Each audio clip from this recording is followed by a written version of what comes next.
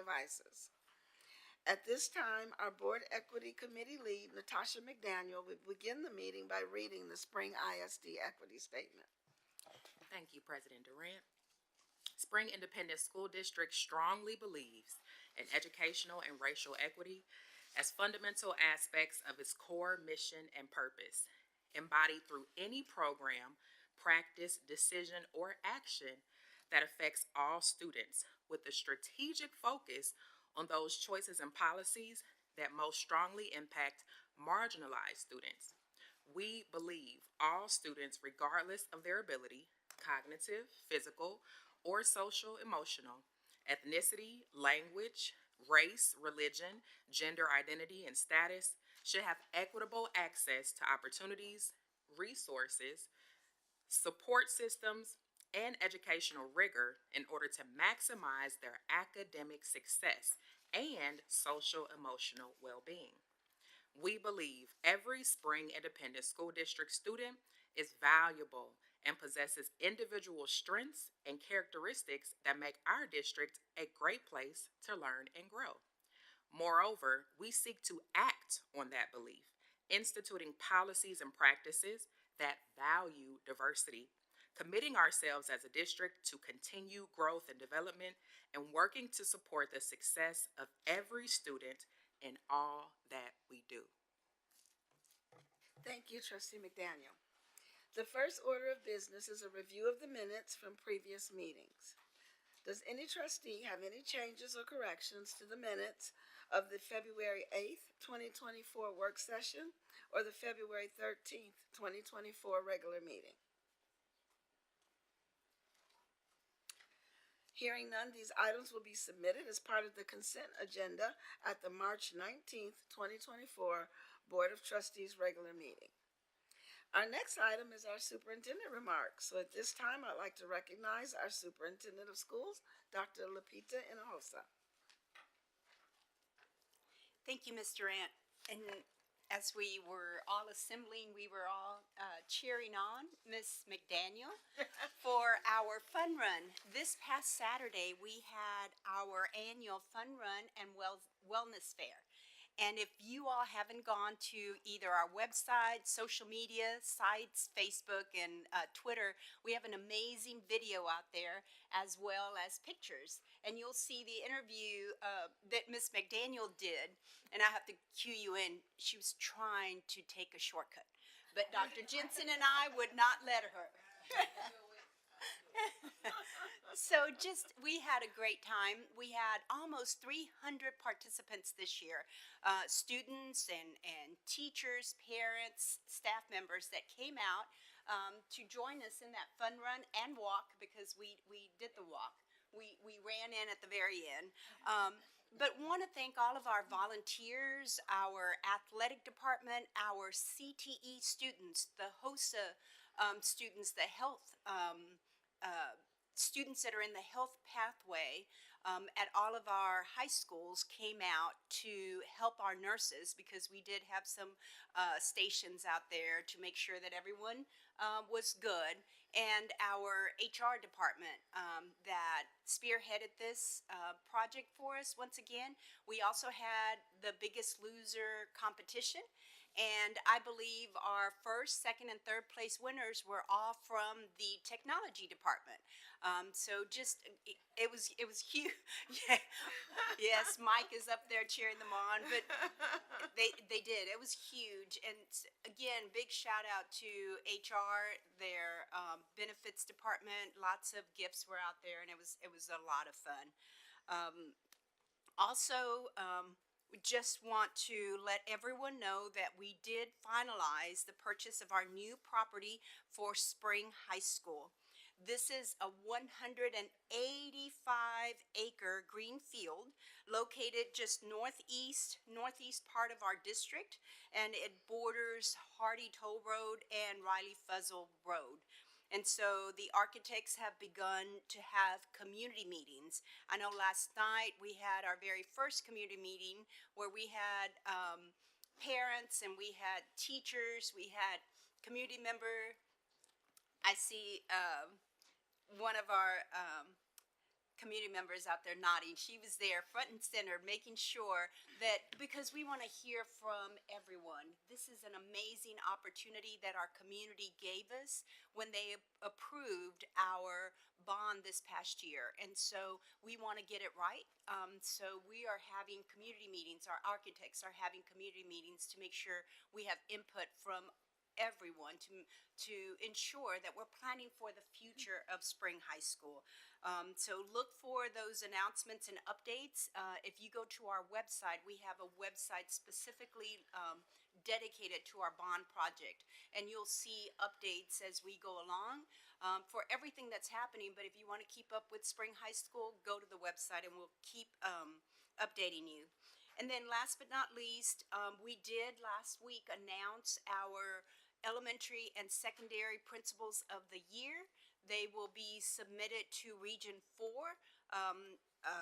Our elementary principal of the year is Miss Cecily Parker, principal at Jenkins Elementary. Oh, and there's Miss Parker back there. There she is. Yes. And then our secondary principal of the year is Miss Cecilia Brumsey, our principal at Robertson Middle School. Our principals of the year, as well as all of our teachers of the year, we have an annual employee recognition banquet that's being held on May 17th. And so at that time, we'll have the opportunity to recognize all of our teachers of the year, principals of the year, employees that have received the board recognition. We'll have a great celebration at the end of the year. And then we want to just wish everyone a relaxing spring break. We've got one more day and we start our spring break. So have some time, take some time to rest and relax, get some sleep. Spend time with your family that I know you don't get to see as much, but we are just happy for the commitment that our employees have and just want to wish everyone some good, relaxing time. Thank you, Ms. Durant. That concludes my update. Thank you, Dr. Hinojosa. And before we move on, I was a little remiss last month when I did the introductions. We now have joining us in our meeting is the board's attorney who is here to assist and advise the board, and that is Attorney Lisa McBride. Yay, thank you for being here. Our next item is agenda participation. This item allows members of the public an opportunity to speak on agenda items before those items are considered by the board. So, Mr. Binkley, do we have anyone registered to speak under agenda participation? No, Madam President, we do not. Thank you. For our next item, I'd like to recognize our Chief of Human Resources, Dr. Terrell King. Good evening, President Durant, board members, Dr. Hinojosa, senior leadership team, and guests. Tonight, please join me in welcoming Ms. Karen Dooley, Assistant Director of HR Services with the Texas Association of School Boards, to present to you the findings and recommendations from a review of central office staffing in Spring ISD. In January, you received a presentation from the Texas Association of School Business Officials, or TASBO, which looked at our staffing by function. That review found that Spring ISD was staffed higher in functions 21 and 41 than the comparison districts in the study. Tonight's study continues down that path because this study is a role-based study that benchmarks central office positions that can be benchmarked across school districts. Please note this is not an exhaustive list of central office positions, as the specific positions and job titles vary among districts. Also, the sections in the report do not correspond directly to the department titles in Spring ISD. For example, under the Curriculum and Instruction section, you will find positions from the Office of Academics, the Office of School Leadership, and the Office of Innovation, and the Office of Student Success. We know that you had a chance to review this presentation and review for a couple of days, and so you may have questions that you've already formed. So please know that you can ask your questions as Ms. Dooley presents her presentation, and we will pause to receive and answer them. And at this time, I will turn it over to Ms. Karen Dooley. Thank you. Good evening, board members and Dr. Hinojosa. Thank y'all for having me this evening to present the staffing review that I conducted for Spring ISD. And it's a pleasure being here in y'all's district this evening. So I was able to come in and conduct a staffing review, as Dr. King said, for the central office areas of the district, including curriculum and instruction and those departments that he referenced, the business and finance department, HR, operations, and these were the leaders, including supervisors up, not the individual workers in operations, communications department, technology, and safety and security. This is reflective of about 9.5% of the district staff. 457 employees is what the actual count was out of the 5,047 total personnel in the school district.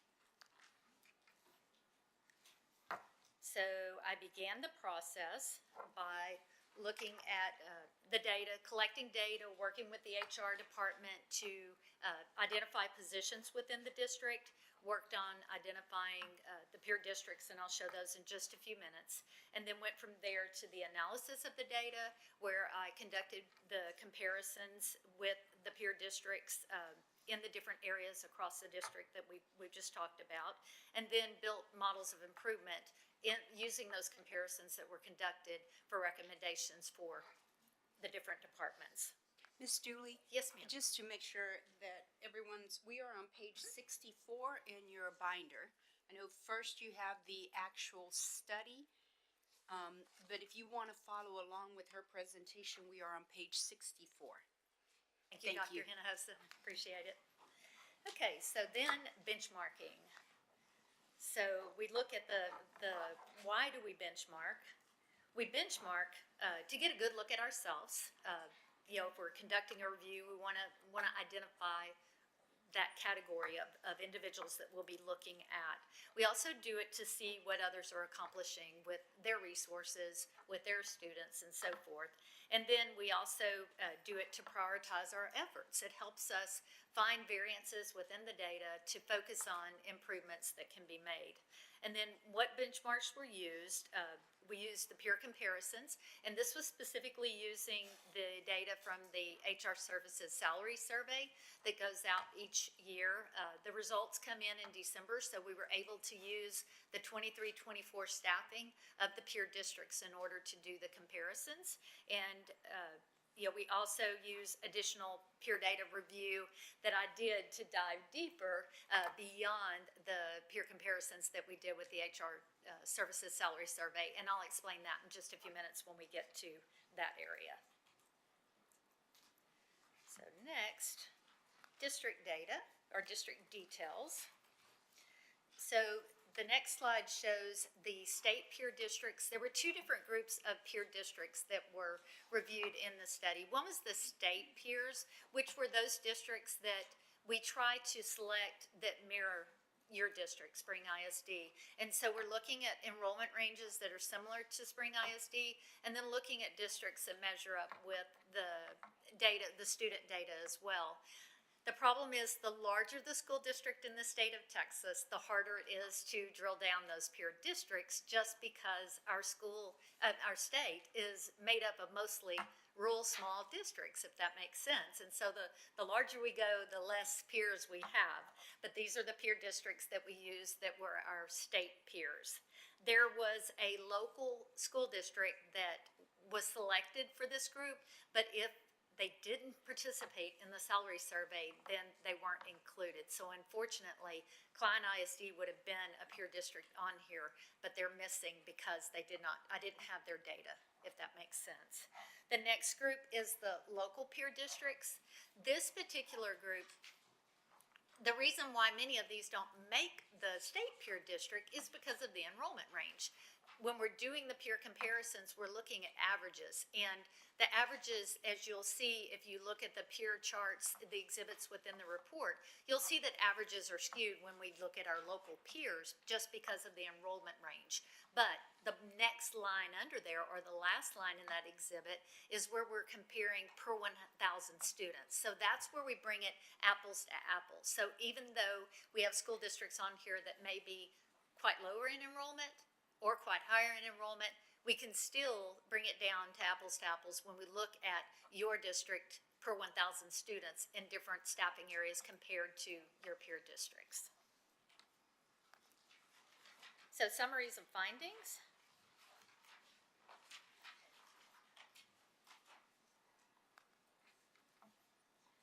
So this particular, on the curriculum and instruction department, the first one is to consider the absorption of up to 24 curriculum and instruction positions through attrition to reduce variance with peer comparisons. And then right below there is the peer data, where the curriculum and instruction department was staffed with 91 employees compared to the state peer district average of 65.9.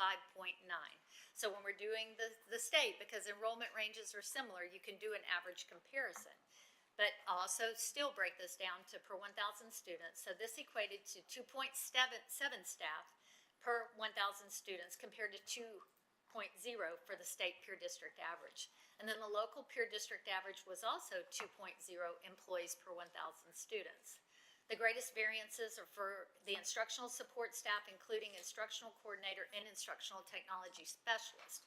I will say that in the curriculum and instruction department, some of these positions are located at the campuses, but when we're doing staffing reviews, they're included in our CNI section of the report. I do a review of those individual department, of the instructional support at campuses separately in a full review, but they also are covered up in the curriculum and instruction department. So I do realize that for the most, can y'all still hear? Oh, it went out for a second. You know, you think of central office, sitting at central office and working at central office, but there's some that there's fingers that go out to the campuses, if that makes sense. So just wanted to make sure that I clarified that.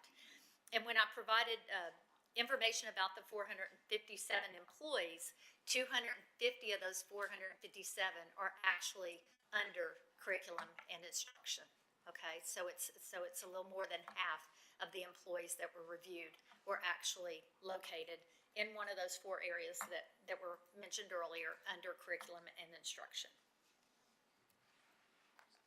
So the next part of the curriculum instruction, this was the part where I called this other curriculum and instruction positions, because these weren't the ones that were typically found in the salary survey data. And because they were not, it required some additional analysis. And so in this particular area, you could consider adjustments to what I call the curriculum and instruction positions by evaluating the current student needs and aligning staffing allocations for these positions with the district's strategic plan and budget goals. Spring ISD employs 51 instructional specialists, and the examples of those positions were gifted and talented, literacy, math, career and technical education, and there were some others. Serving at the Ms. district Dooley, level. I just want to Yes. point out that these positions are in addition to the positions that we covered on this previous first slide. slide. And so That's these correct. while she doesn't have a recommendation here, our recommendation here is that we, at some point, if we could come back and look at, but these are positions on top of what was benchmarked. Right. And so there was also the 107 instructional specialists, and these were like English language learner, student support, academic, reading, etc., and 20 coordinators that included CTE, IB, testing, P-TECH, that were serving at the campus level.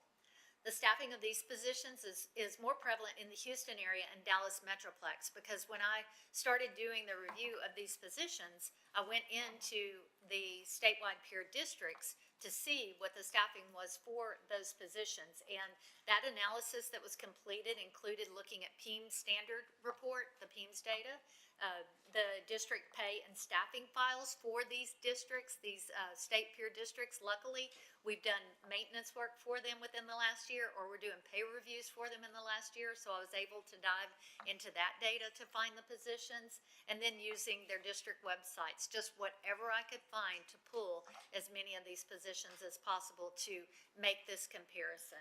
And then the final statement is just as Dr. King said, additional cost savings are available in this area if you need to look for additional savings. I did talk to him about, it was kind of unique, because I mean, conduct staffing reviews across the state each and every year and have been doing that since 2016.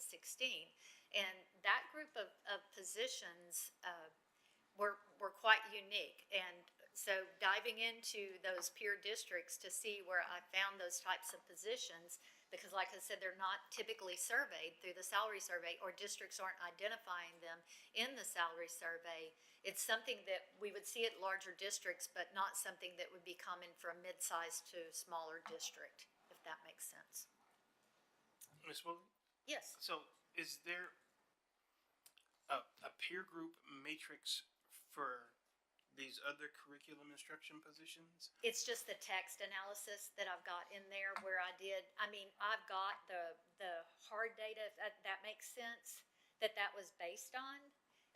But I just wrote it up in a text because it wasn't in my typical spreadsheet, if that made sense. It was just additional analysis that I did, and I've got a spreadsheet where I did it and came up with the averages and everything that you see in the text. Would it be possible for us to see that? I can definitely share it with Dr. King and let him see. And, it'll be a spreadsheet, an Excel spreadsheet, and it's got, obviously I'm using formulas and stuff to calculate things I'm for pretty me. comfortable with But, yeah. yes, I would definitely let him, Thank you. and I'll see that, place it in the okay? board update. Thank you. Okay. And so the next one is business and finance. So you can consider the absorption of 2 positions through attrition to reduce variance with peer comparison districts. For this particular area, the business and finance department is staffed with 20 employees, compared to the state peer district average of 18.5. And this equated to 0.6 staff per 1,000 students compared to 0.5 for the state peer district average. So just a little bit of, just a slight variance here. And then the local peer district average was 0.4 per 1,000 students. And you can use the variances that were identified in the report to determine areas that may be available for adjustments. The next one is the Human Resources Department. You could consider staffing adjustments between positions with variances. So there was some areas in HR where they had more than what the peer district average was, and then some areas where they had less. And so the HR department was more about trying to equitably staff or equitably represent the different functions that they have within the HR department. And so the comparison was 12 staff for Spring ISD compared to 12.4 for the state peer district averages, which was 0.4 for both. And then the local peer average was 0.2 staff per 1,000 students. These adjustments need to be made between the HR specialist position, the employee benefits specialist positions, depending on current assigned duties and responsibilities. So it'll take a little bit of analysis to look at exact job duties and responsibilities that those individuals are having to see if there is any need for the adjustments. The next one was the operations area, and as I said, this was supervisor up. So supervisor, assistant director, director, there was coordinators and so forth within the operations area, which covers your maintenance, custodial, grounds, child nutrition, and transportation, and that whole area. And so here was considered the absorption of up to 2 operations positions through attrition to reduce the variance with the peer districts. The operations department is staffed with 20 employees compared to the state peer district average of 15.4. This equates to 0.6 staff per 1,000 students compared to 0.5 for the state peer district average, and the local average was 0.4 per 1,000 students. And here again, you can use the variances. I do know that there were some positions there that in the report we identified with some initiatives, some priorities, that some funds were used to increase some initiatives within the school district. And so you're gonna see that sometimes in your variances. If it's a priority, it doesn't necessarily mean that adjustment needs to be made. It's just, is it still a priority? Sometimes I'll see a district will say, oh yeah, we added this many more counselors back in 2019, but now needs have changed, and so time to adjust that priority. So just may wanna look at that, and some of it is being paid for with different funds that are not general funds. They may be paid for with federal funds and so forth. So you just have to consider that whenever you're looking at the different positions. The next one was communication, so consider the absorption up to 6 communication positions through attrition to reduce the variance with the peer comparisons. The district was staffed with 13 positions compared to 5.9 for the state peer district average. And then this was 0.4 per 1,000 students compared to 0.2 for the state peer districts. And then the local peer district average was 0.2 staff per 1,000 students. And the greatest variance was in the area of specialist positions. Here again, our salary survey data is limited in that area. There's only 2 positions that are surveyed. So I did an individual analysis of pulling in all the specialist positions, webmaster, the chief communication officer, if there was an assistant director, if there, whatever position the different peer districts had, went and collected that additional data for this comparison. And here's the total cost and savings for the different recommendations. And it totaled to 2.18 million. You can see the 24 curriculum and instruction staff, the 2 business, 2 operations, and 6 communications. Did not include that second curriculum and instruction slide that were those other positions that may provide additional opportunity for the district for adjustments. So what do you do now? Planning. So these recommendations, they're only based on peer district comparisons, benchmarking, and so forth. This information should guide decision making. It's not something obviously you have to do. These are just recommendations. Unless necessary, we recommend that reductions should be made through attrition. Or you can even shift people from one position to another position if vacancies are available. And it's best to implement gradually over time. Sometimes budgets can't wait. You have to make adjustments sooner, but if you've got time to make adjustments, that's what we recommend doing. And then moving forward, the use of district and staffing guidelines can help with decision making, especially if you have any fluctuation in student enrollment. That's always helpful. And I'll just say, whenever districts are facing a deficit budget, districts strive to look at areas that least impact campuses. And I think that that's the approach that Spring ISD administration took in this review was let's start at the central administration, and then let's move from there if needed or not needed. With 80 to 85% of your budget, being personnel costs, it's difficult to make adjustments without making it through positions. And so they requested this and move forward with this part. If it gets you to where you need to be, that's great. If it doesn't, then maybe the next phase or next layer could be to look at the operations, the workers within your operations area, which would also include possibly within the PEIMS data, operations includes clerical staff at both the district level and the campus level. The clerical staff are automatically in the business office, the business and finance review, and the HR review because of the specialist positions, and those are surveyed within our survey data. We don't necessarily see the other secretary for a maintenance or a clerk that's over in the child nutrition department. We don't see those positions within the salary survey called out like we do the positions for HR and for the business office. We survey for secretaries and district level secretaries, but they would just be director secretaries or something like that. So it takes a little more analysis to go in there and look at those benchmarks, and we do have benchmarks for that for district level clerical staff versus campus clerical staff, and so that could be an area to look at. And then looking at your custodian workers, looking at your child nutrition workers and your transportation and so forth is a direction that you may be able to go next. And then if you move from there, then you can get into campus staff and of course paraprofessional staff, looking at educational aides and before you look at teachers, and hold off and don't go to teachers until you have to, if that makes sense, and the different administrative support staff and so forth. So lots of options still available as you phase through the different areas that you can look at within the district if cost savings were still needed. So just as an example, your auxiliary employees is still a small group. If you were to look at those employees, because 45% of your district staff are teachers. And so, you know, you only have 55% that are everybody else in the district. And so it just makes it, you know,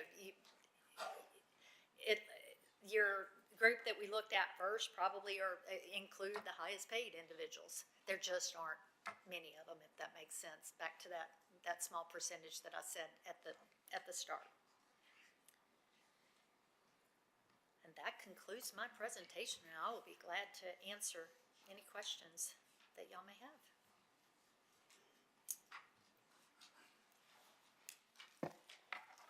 Thank you very much. I was so impressed with how you collected past data and showed us comparison groups and that sort of thing.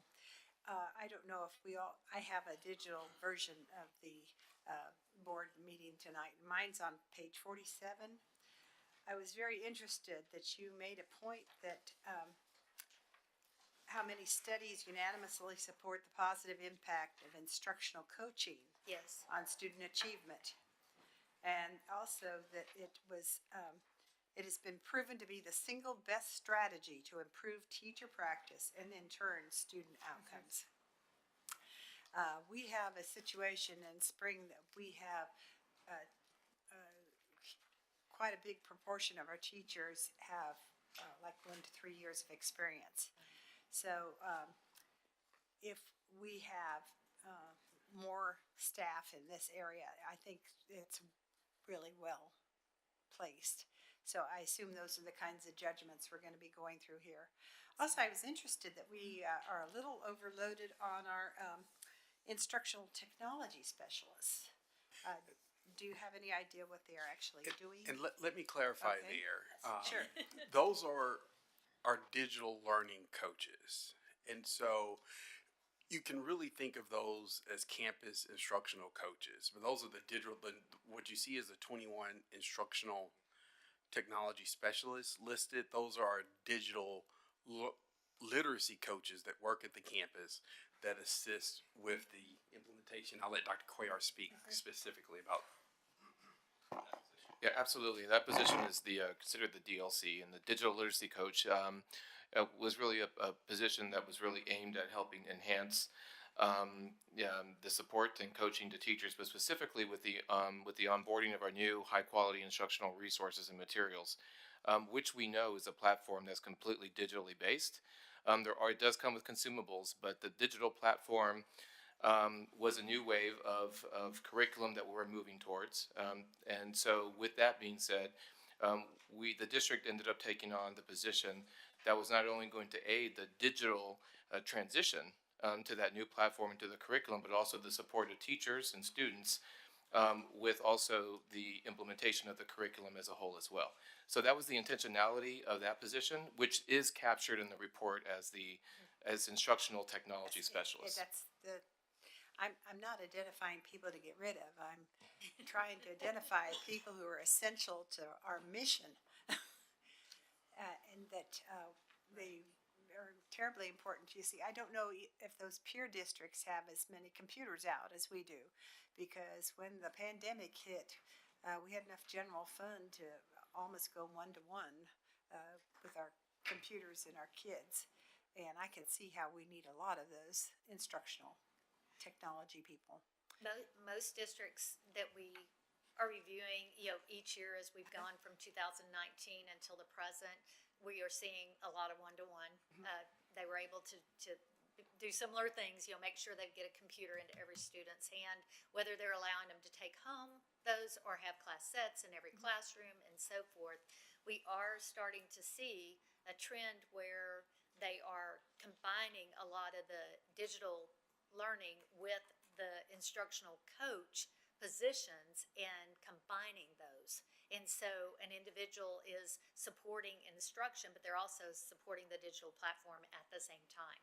So that may be something to look at with duties and responsibilities of some sort.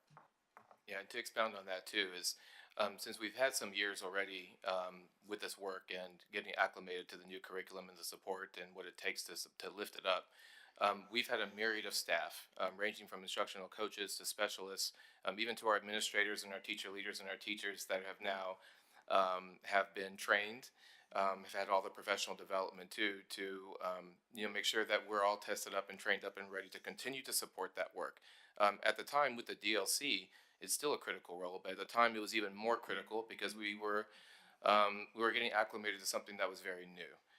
So as we've had some years to transition into it, we've had the opportunity to really have robust training and professional development across the board to all of our staff regarding to some of those some of those skill sets and some of the things that they needed to make sure that they were successful with instruction and with our curriculum. One more thing, and you mentioned this, Ms. Dooley, that we have, I think, more people in child nutrition, but those are, as far as I know, federal funds that pay for those. So if we can have more people to help us produce nutritional food, that's okay with me. I noticed that we were a little heavy in the communications, but in the past we've had a real challenge and a problem. In fact, it was one of our big priorities a few years back to increase the quality and of timeliness of communication of our district with the community. And I'd hate to see that department cut back too, but I'll leave it there. Thank you. So, thank you for the presentation. And thank you for the collection of the state peers. I thought that it was really well put together. Some of my questions have already been answered. I had questions about the instructional technology specialist, so thank you for clarifying that. But the other CNI staff, those 107 instructional specialists, can you give a little more detail as to the roles of those positions in our district? Yes, and so if you look on page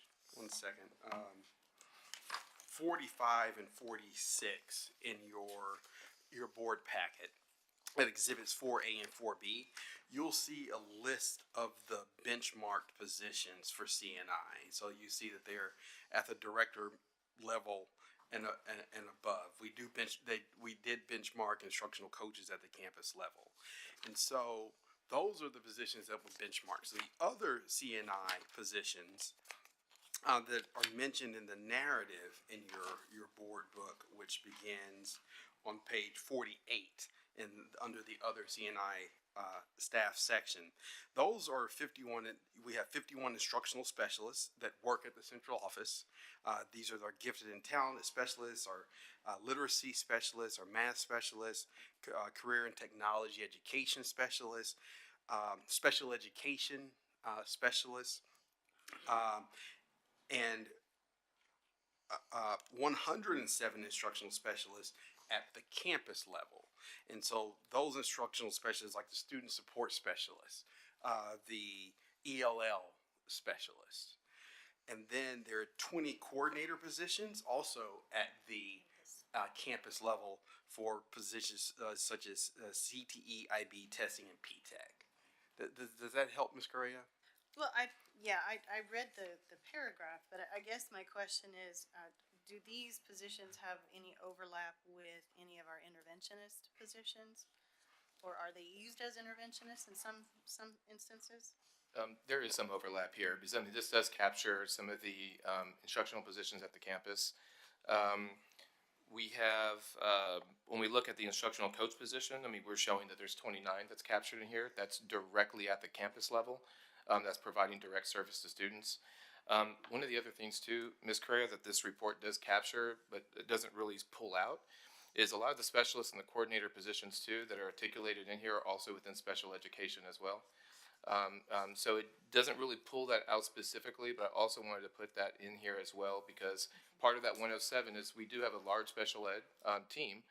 That's also due to our 10% special ed population, which is controlled by a separate fund with maintenance of effort. But I wanted to make sure I called that out because a big portion of that 107 is called through that department as well.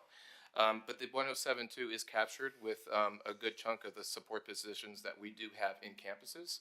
Instructional specialists, we called out 21, which were the instructional technology specialists, which are elementary positions.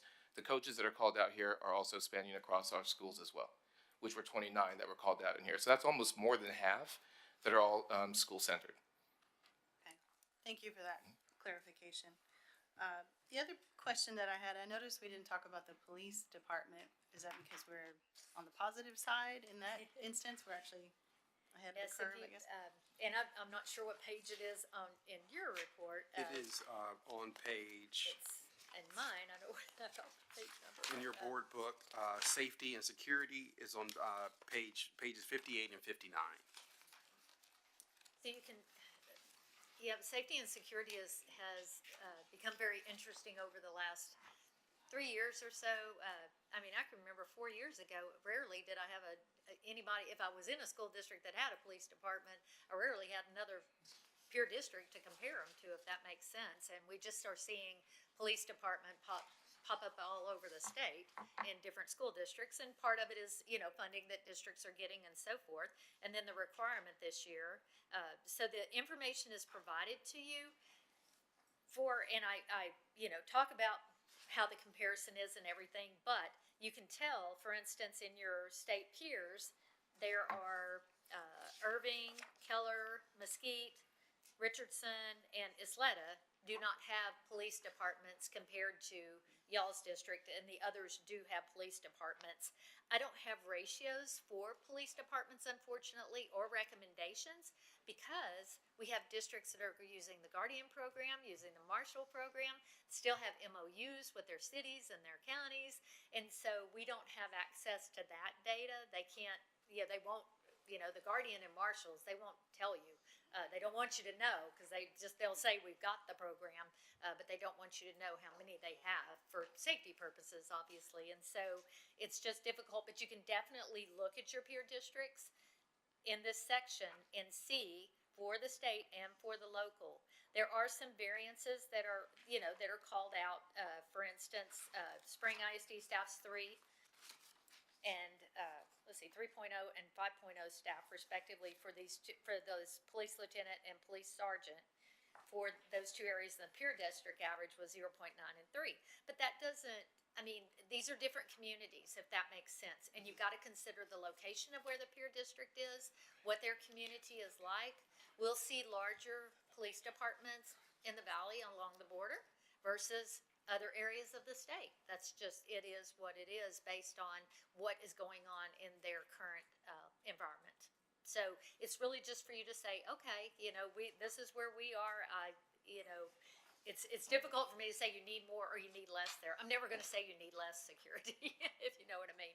Right. But to know if you need more, just dive into the data. I think HR can look into the data a little bit deeper with the police chief and see what the data reveals with the comparisons.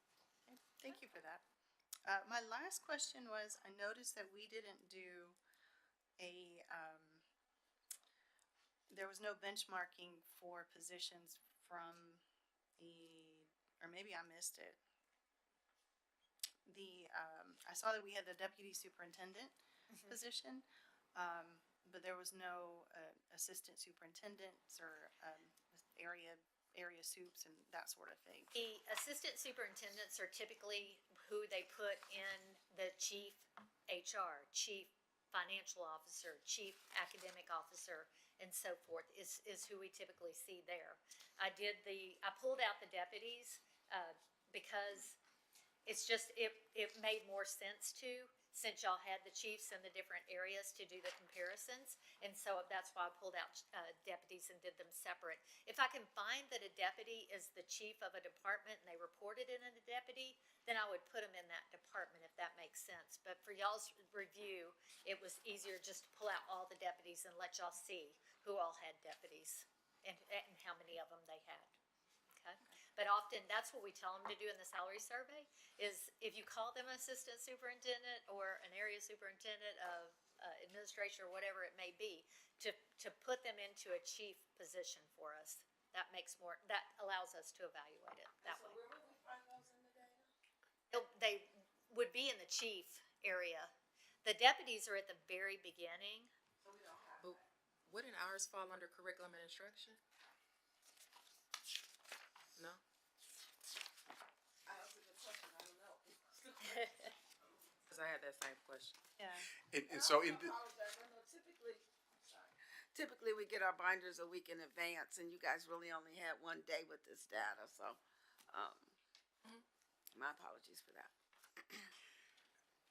yes, so- so our assistant superintendents, in Spring ISD, we have chiefs and we have assistant superintendents. And so because of the nature of the salary study, we reported our chiefs in the various sections, but our assistant superintendents aren't benchmarked.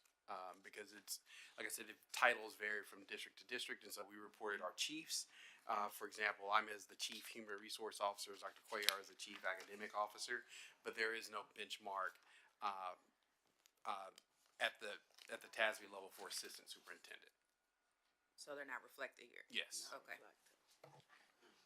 Thank you. That's A what lot I of was, times they'll put in executive director into the director position is what we instruct them to do, to try to capture those positions, just trying to get as much data as we possibly can to share. and I echo my colleagues' sentiments. I'm not calling out positions to try to cut people, but Exactly. just want to make sure we're Where having are they? a Yeah. full picture, right, of what we're looking at here. And when you said our chiefs, I was like, well, our chiefs are right here. Right. But it sounds like there's another layer that It maybe is not, is that not may not captured be in here. reflected in here, or may be reflected in the peer district, because if they don't have, they may call their head of HR, assistant super HR, Mm-hmm. and they would have reported them in chief. But y'all have a chief, and you may have another layer that may not be reflected. And that just goes back to the beginning when I said at the top, it's not exhaustive of all the positions in Spring ISD. It's just what could be benchmarked across the various peer districts in the two comparison groups, using the data available to TASB. One advantage of having a digital version of this, I just did a little word search with chief, and there's chief of technology and chief of police. So we're calling the other department heads other things. So I guess that's where we have to go and look at each department by department. Yes, there's a chief academic officer under curriculum and instruction, the chief HR officer, the chief financial officer, and the chief operations and facility officer under that area. So each area has a chief listed. It may not be capturing the wording Yeah, well, from the tables. They're not there They're in because the they couldn't be tables. benchmarked, is what Dr. Terrell is telling us.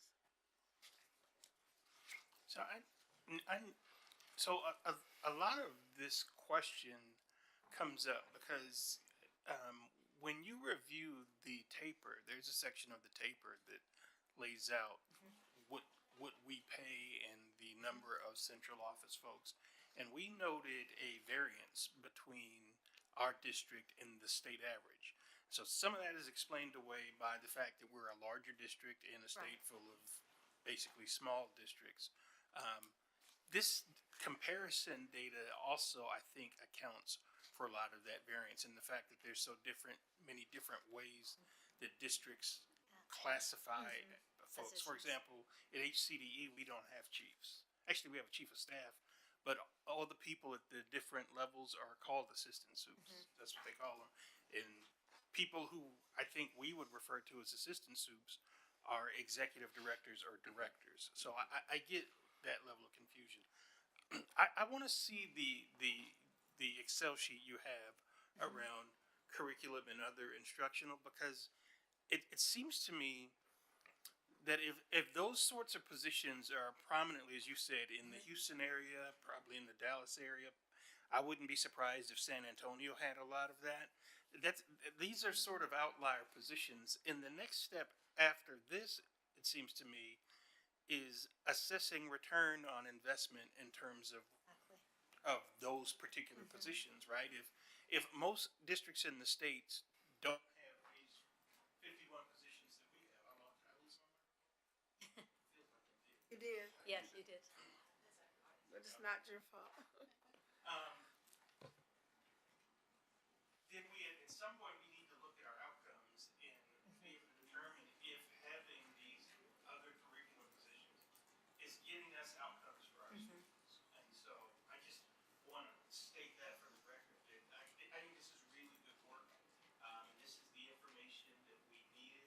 so that we can go to the next level.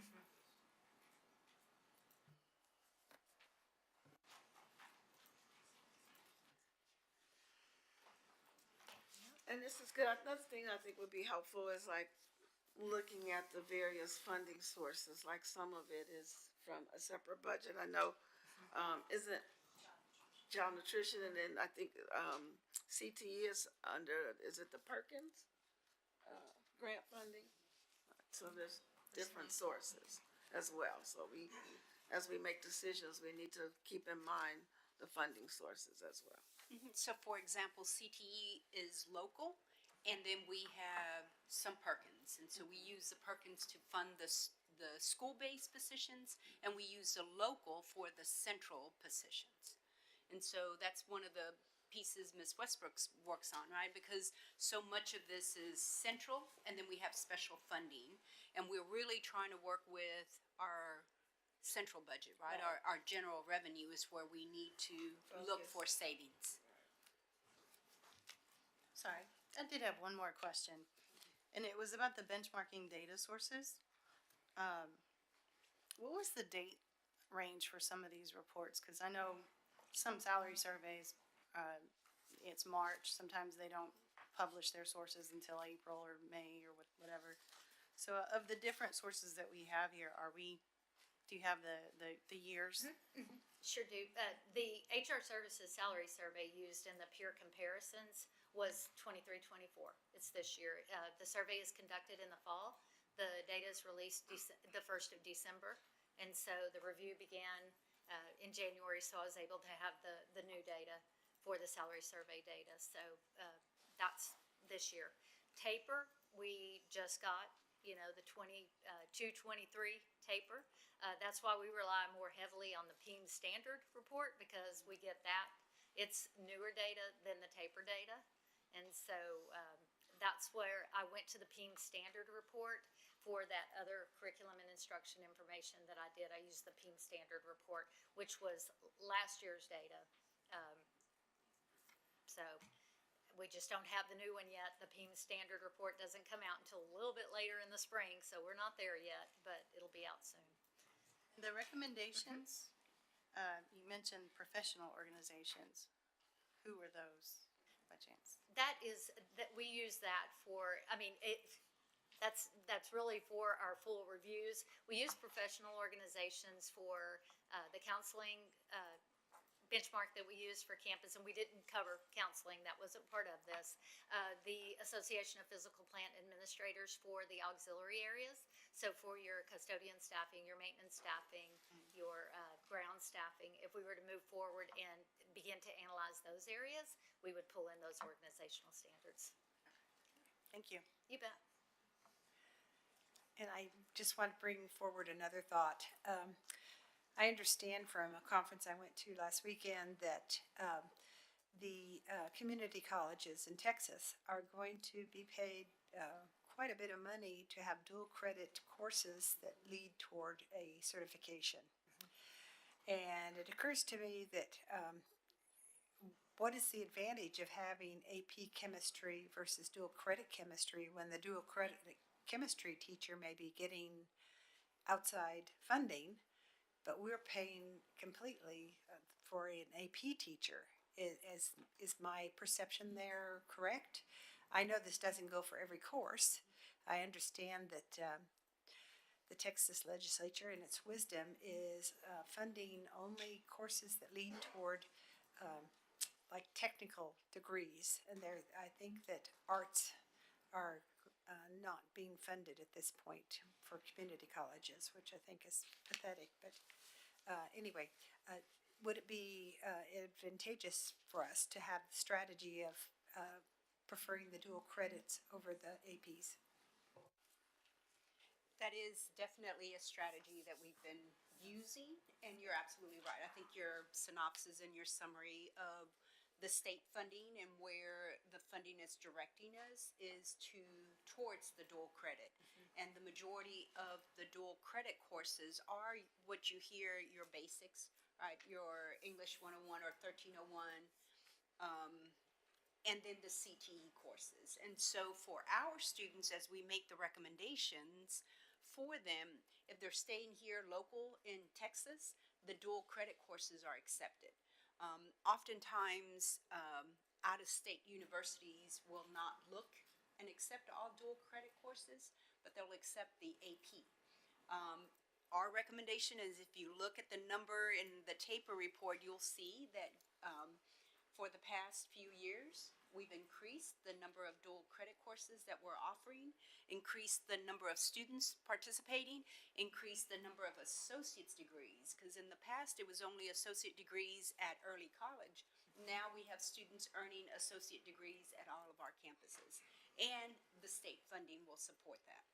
So you're absolutely right in your summation.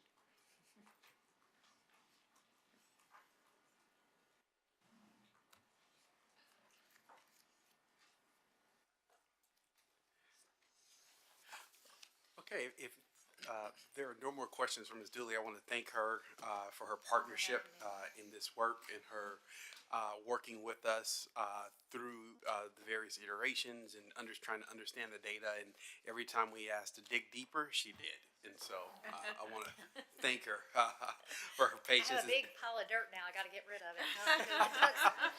And she still answered my phone calls. Yeah, we'll keep on digging though, if y'all You wanna can keep ship on it to digging. Dr. King. Absolutely. Thank y'all very much. Thank you.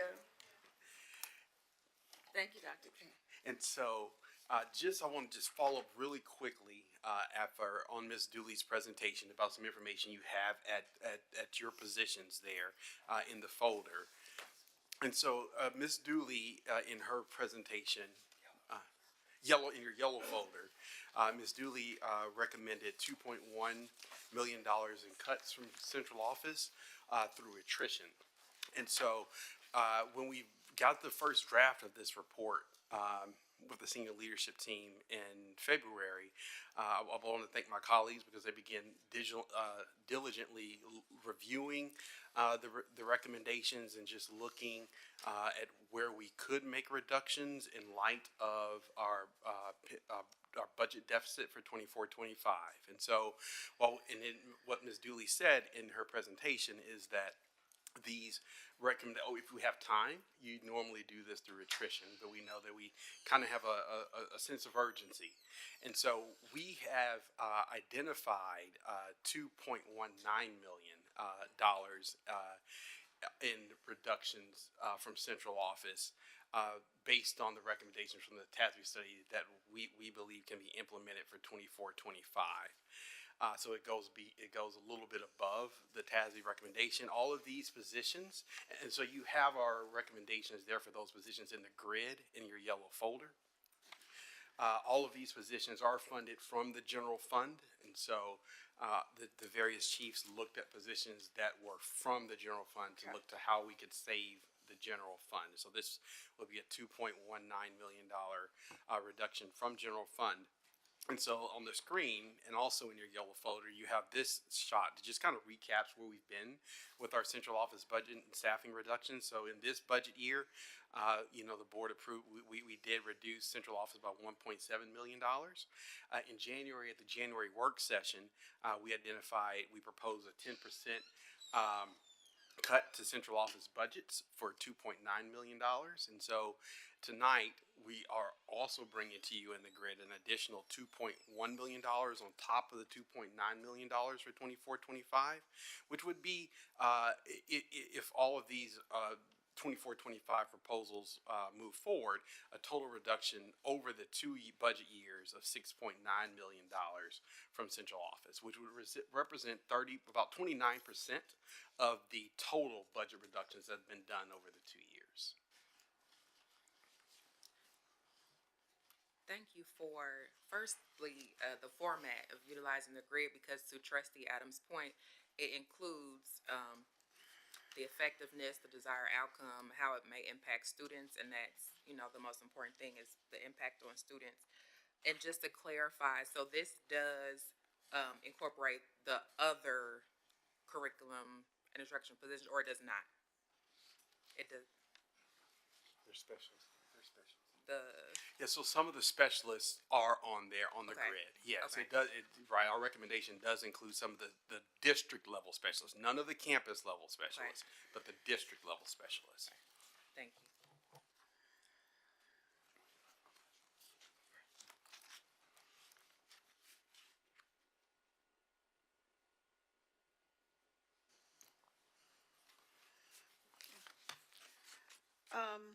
I also want to echo Trustee McDaniel's appreciation of utilizing the grid. That really helps us to understand it. And then that gives us an opportunity to, dig a little deeper and, process for Trustee Adams, through the weekend before, we come back on Tuesday. And I do want to say thank you for the comment you just made about attrition. Because one of the concerns that I had as I was reading some of these reports was the recommendation for cutting through attrition. But we don't have time, unfortunately. So thank you for just bringing that to light. I wish we were in a different position, but. If there are no more questions, thank you. But feel free to reach out if there are additional questions as you look over the data. I just want to pause a moment and kind of highlight for my colleagues and myself that we've gotten a lot of data and information that we have been asking for and waiting for, especially with the staffing study. We're going to go over the ABLE in just a moment. The additional folder information is extremely helpful. So with all that under consideration, I think on Tuesday, we maybe want to make some final decisions as closely as we can so that our HR department has the time they need. With all of that under consideration, is there anything else that you think you may need as we move forward in the budget process?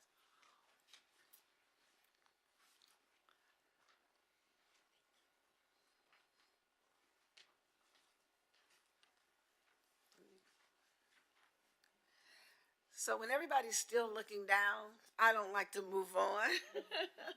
So why don't we do this? Why don't we take a break? All right, because they're still looking through their folders. We're going to take a break, maybe 5 minutes, 10 minutes. We'll take a 10-minute break because some of us have been here since 4:30. So we'll take a 10-minute break and come back.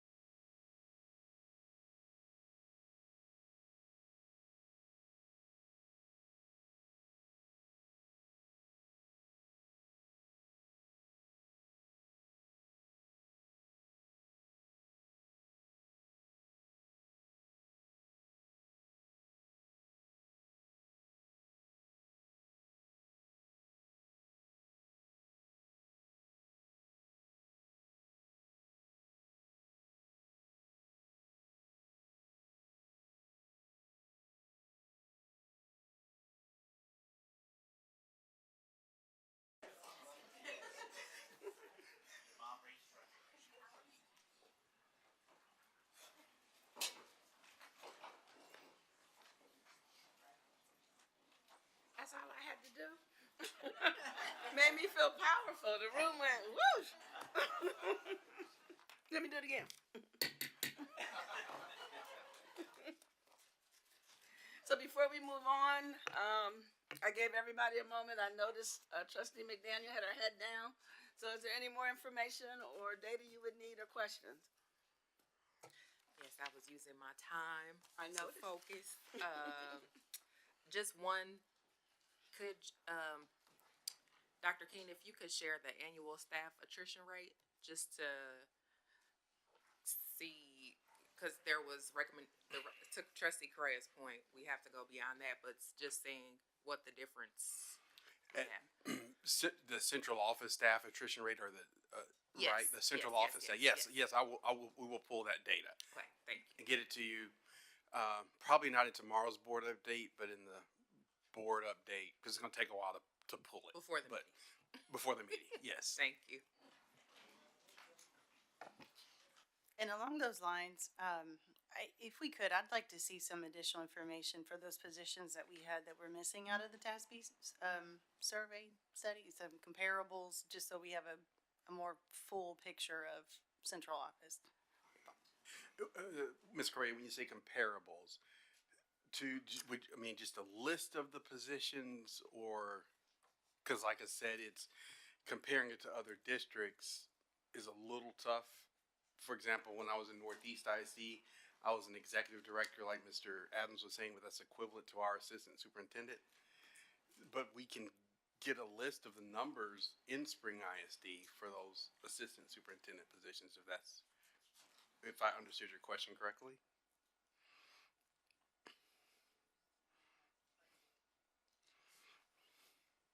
I don't want to speak for you, but are you looking for the comparison positions to our neighbors, the size and the volume, the number? Is our neighboring district? Yes, okay. Yes. Mm-hmm. Mm-hmm. You're welcome, okay. For our next item, I'd like to recognize our Chief of Innovation and Student Success, Dr. Matthew Parasol. Thank you, President Durant. Good evening, members of the board, Superintendent Dr. Hinojosa, and all those with us tonight. This item can be found in page 81 of your binders. We're very excited to bring forward tonight the ABLE Master Schedule Audit. As we've talked about before, it had been 8 years since we had an external Master Schedule Audit, really looking through the lens of opportunities and equity. Trustee McDaniel opened up this board meeting with the equity statement. And in that equity statement, she specifically talked about that strategic focus on choices and policies that most strongly impact marginalized students. What we're going to see tonight is a lot of data reflecting the impact that our master schedule is having on our students. Another part from our equity statement is maximizing academic success for every student. And how is it that we can do that? So as we go through the study that highlights a lot of different areas that impact master schedule, from staffing to instructional time to even rigor, we're going to see school names. And we do want to preface with, as we look at the data, it is not to be used as a hammer, but as a flashlight to shine light on opportunities. And so ABLE is going to share with us, and you'll see it multiple times, that we have opportunities to increase equity, to increase student opportunities to take elective courses, to take advanced courses, and we have opportunities still doing all of that to even save up to $12 million through more efficiencies in our master schedule.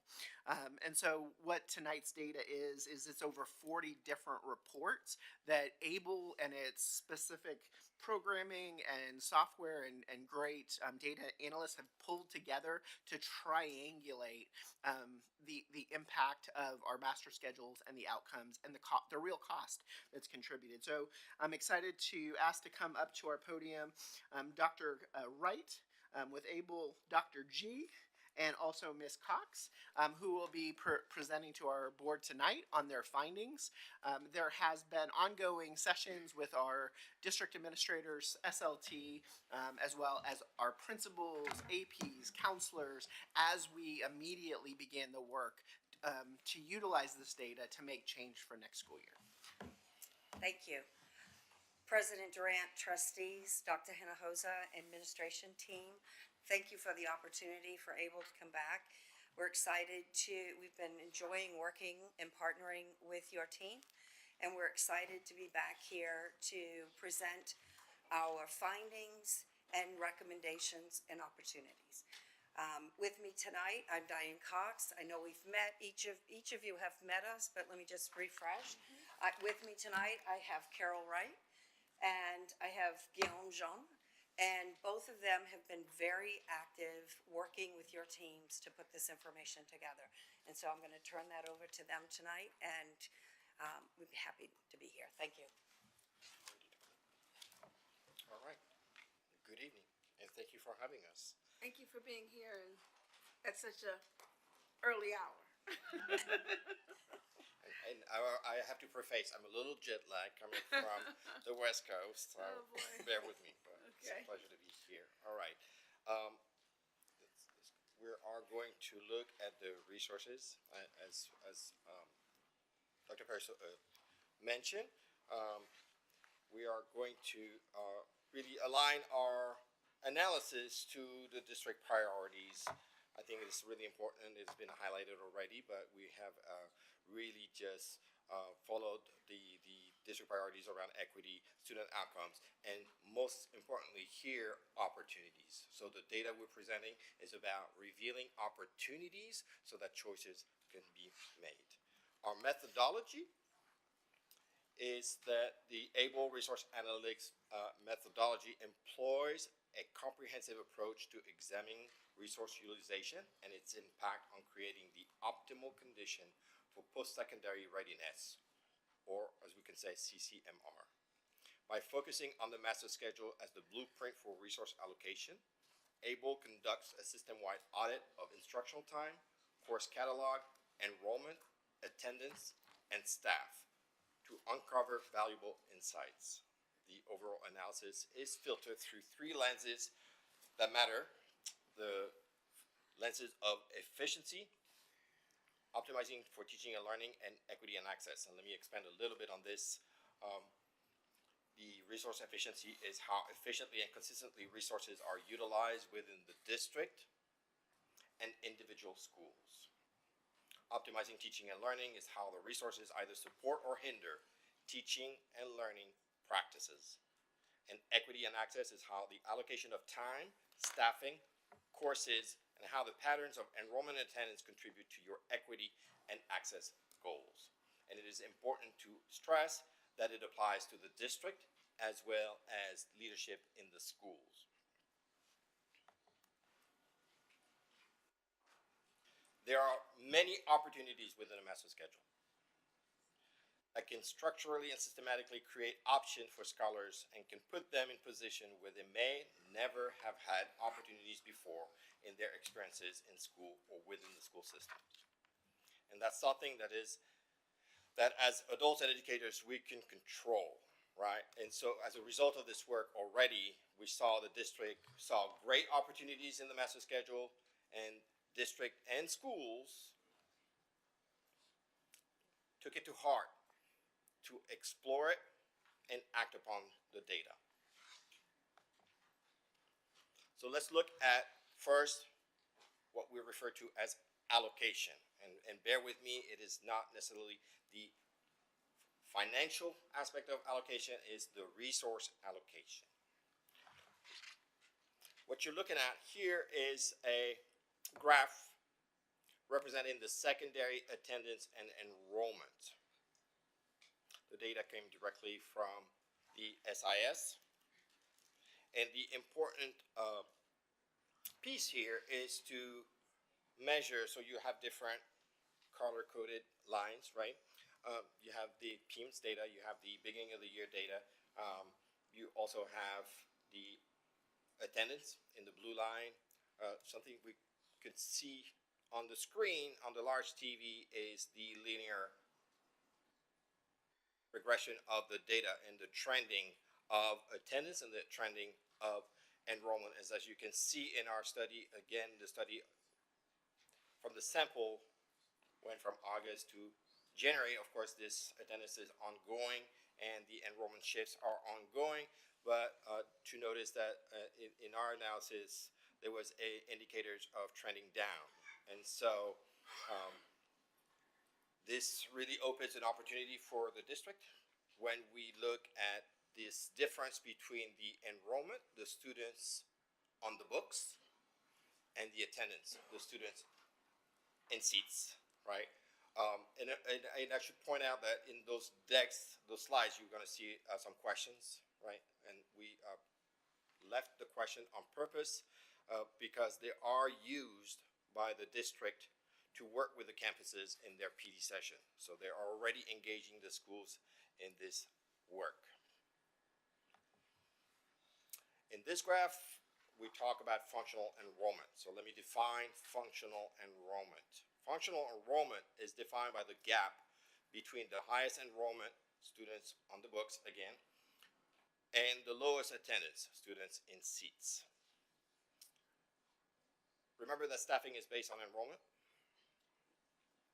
And so what you look at is the difference in terms of, in the dark purple, at those different schools, the difference in actual number of students, and then in the pink, is it pink?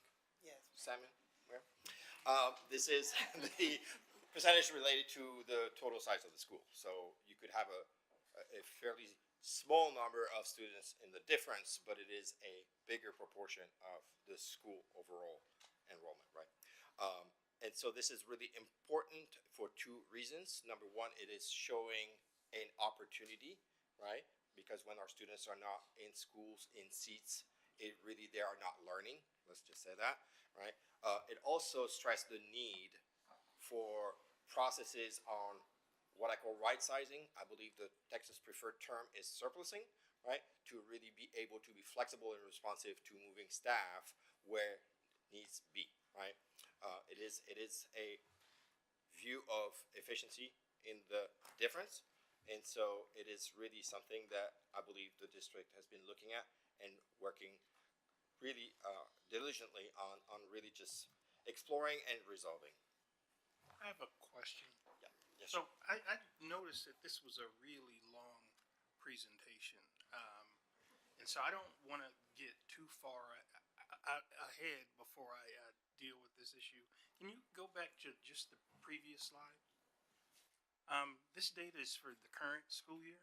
This is current school year, sir. Yes. Do we have any data for previous school years? We did not collect Dr. Pearson.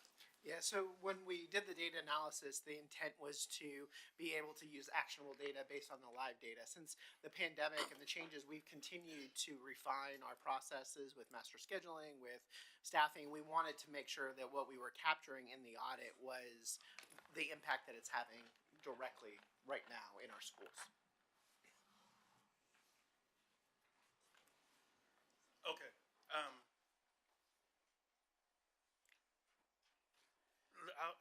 I'll let you go ahead. That for me is problematic, but maybe you address that later on.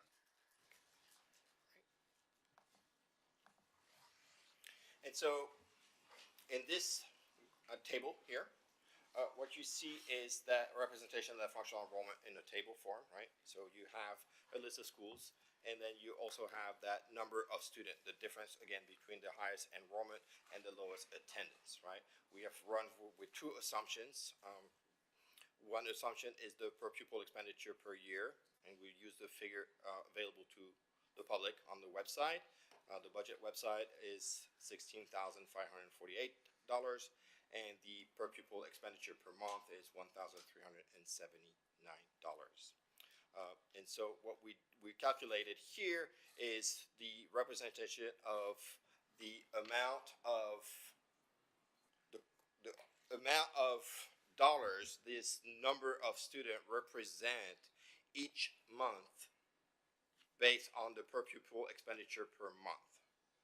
Right, so this is the middle column that you see. And then, to be really practical, is we wanted to also represent to the district the cost of teaching equivalent, meaning and the actual cost of average salary at each of the schools, how much money this attendance is costing. Because the students are grouped in a formula, right? So the students are represented at 30-1 ratio at the middle school, 35-1 ratio at a high school. And so we thought it was really important to also represent that view. And this is the column you have to the right. And I did just want to interject, and because this is really important, that as we look at functional enrollment, even though we are staffing schools based on an enrollment projection and then the 15-day count, what you saw is that trend downwards. Not only are their enrollments dropping after a 15-day count in September, but so is the attendance rate. So when you take into account the actual number of kids in the building, there's massive difference at each of those schools, especially like when you look at high schools, you're looking in above 400 difference on any given day of kids that are not present. Yet we're staffing for that full amount. And so, and those dollar amounts represent the total dollars that we're losing just in a single month due to those attendance differences. That's what I was gonna ask, so, just to point that out, so the lack of attendance is costing us $3 million a month in just this snapshot of students, which does not include elementary and a greater subset of, the total count. That is correct, yes. And this is real data. From August to January, we've lost $3 million a month. Hence the question you will see, trustee, what is the impact of ADA on your year's funding? And out years, obviously you're 3 years out, right? And it's just something to consider. And in working with school, right, the administration is really just stressing that point, putting a dollar value to that attendance, which is an uncommon practice, right, to really render it this way. So I was just going to add, and that was one of the pushes that why we've really pushed for based on enrollment instead of attendance, where we're one of only a few states that still do a formula based on the attendance, and it's very difficult when you're budgeting to plan for that when students are absent. Dr. Pariseau, Kelly Hodges and I were at a meeting that was grassroots with TASB, identifying advocacy, and we were all gung-ho for enrollment-based funding, not attendance. Enrollment-based funding, not attendance. And it was pointed out to us that the attendance at charter schools is far less than in public schools. Is this what you find? Have you found that as well? No, Dr. Jensen. And after after you had shared that last month, we actually went back and looked at the TAPER report, and we had shared in the board update some slides regarding the other school districts. And the charters are in there. Actually, they tend to have higher rates. And partly that's because they have the ability to tell students that if you don't come to school, then we're not going to serve you anymore. Where in public schools, we serve every kid. So that's not true for our charter schools. That's correct. Thank you. What you're looking at on the screen right now is what we call the resource optimizer. It is a calculator that's proprietary to ABLE. And what it does is it looks at different bell schedule, different choices that were made at the school level to operate time, right? The connection between time, student, and staff. So what you're looking at is the total enrollment in the sample, the total FTE, teachers, right? We considered all students. We considered all teachers except special education teachers. And what you're looking at is we chose what we call a base schedule. So I need to define base schedule here. Base schedule is, you will see numbers 7 of 8, 6 of 7, 5 of 6, et cetera, on the top row. Are we still talking about this year's data secondary? Correct. Okay. This is a snapshot of this year's data, yes. And for the rest of the presentation, you will see this year's data. When we get to the student journey, you will see the student journey of class of 2023, so graduated students, and we will mention that for clarity. We're making a distinction between secondary and primary at this point. Yes, there will be an elementary portion further down the presentation. So back to the base, basically what it's saying is that when you have a 6 of 8, for example, that the teachers are teaching 6 period or 6 block of time out of the 8 available block of time in the master schedule. Students actually attend 8 block of time in the master schedule. And so we chose as a simulation to use the block schedule, knowing that schools run different, you know, a variation of choices. We'll show you the breakdown of high school versus middle school further down.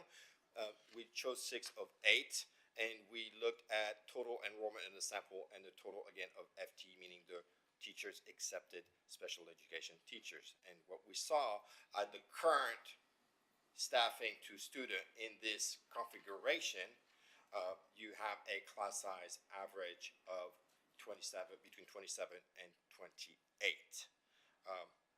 The opportunity is highlighted on the left side, is showing the difference of FTE, regular teachers, between 794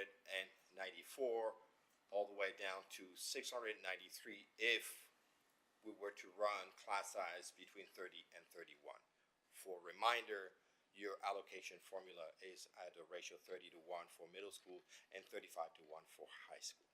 And so it represents an opportunity that the district is considering and looking at.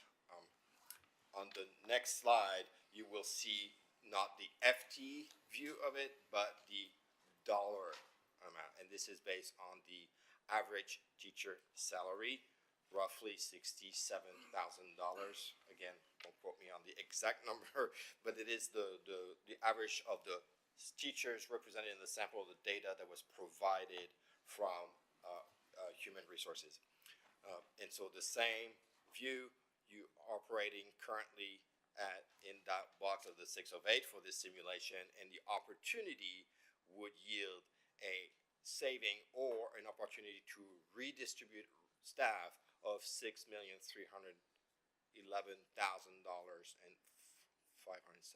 Yes. Ms. McDaniel? Yes, can you go back one slide? I want to make sure I'm clear. Yep.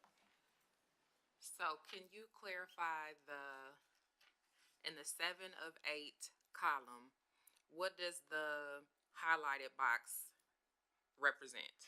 Correct. So the highlight box represent that if you were to adopt a schedule across the board of student taking 8 classes and teachers teaching 7 classes instead of 6, so you maximize the utilization of your teachers, and you would use your teachers 87.5% of their time for instruction, the rest of the time being their prep or their conference, right? If you were in this case scenario, you would need 594.2 FTE at the opportunity level. Got You it. are currently operating at 794. So that difference is an enormous opportunity to, again, repurpose staff or cost saving. Got it, thank you. Sure.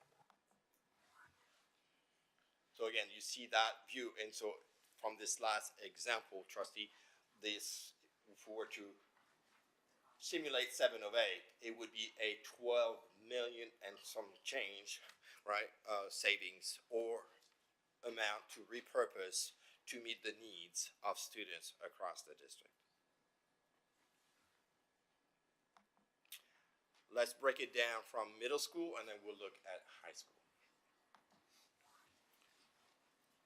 This is the very same calculation. And for this calculation, we use the most common bell schedule that exists in the middle school sample, and that is a 4 of 5. So a block or 5 block schedule that is in existence in most of the schools, not all the schools. And we did the same calculation. And based on the FTE of 403 teachers for 7,053 or 53 students, pardon me. The current is operating at a class size average of between 21 and 22. So if you think about your allocation again, is 30 to 1, right? And so if you were to bring the opportunity back to 30, it would be a need of 293 FTE, so a significant difference. And when looking at cost, is there a question? Oh, yes, thank you. Yes. I just want to make sure I'm clear. This is a lot of numbers and data. So, the percentage where it says percentage of instructional time, can you clarify what that refers to? Sure. So when in a bell schedule, teachers are teaching 4 blocks out of 5 available blocks. Okay. You are utilizing your teachers for teaching 80% of their time on campus, Thank you. dedicated to instruction, that is, accepted lunch, clearly, right? Right. And so for each of the different configuration of bell schedule, you see that percentage of instructional time, use of teacher time. Okay. So for clarification though, we are moving to a different schedule, correct? And so does that put us on the 7 to 8 category and not the 4 to 5?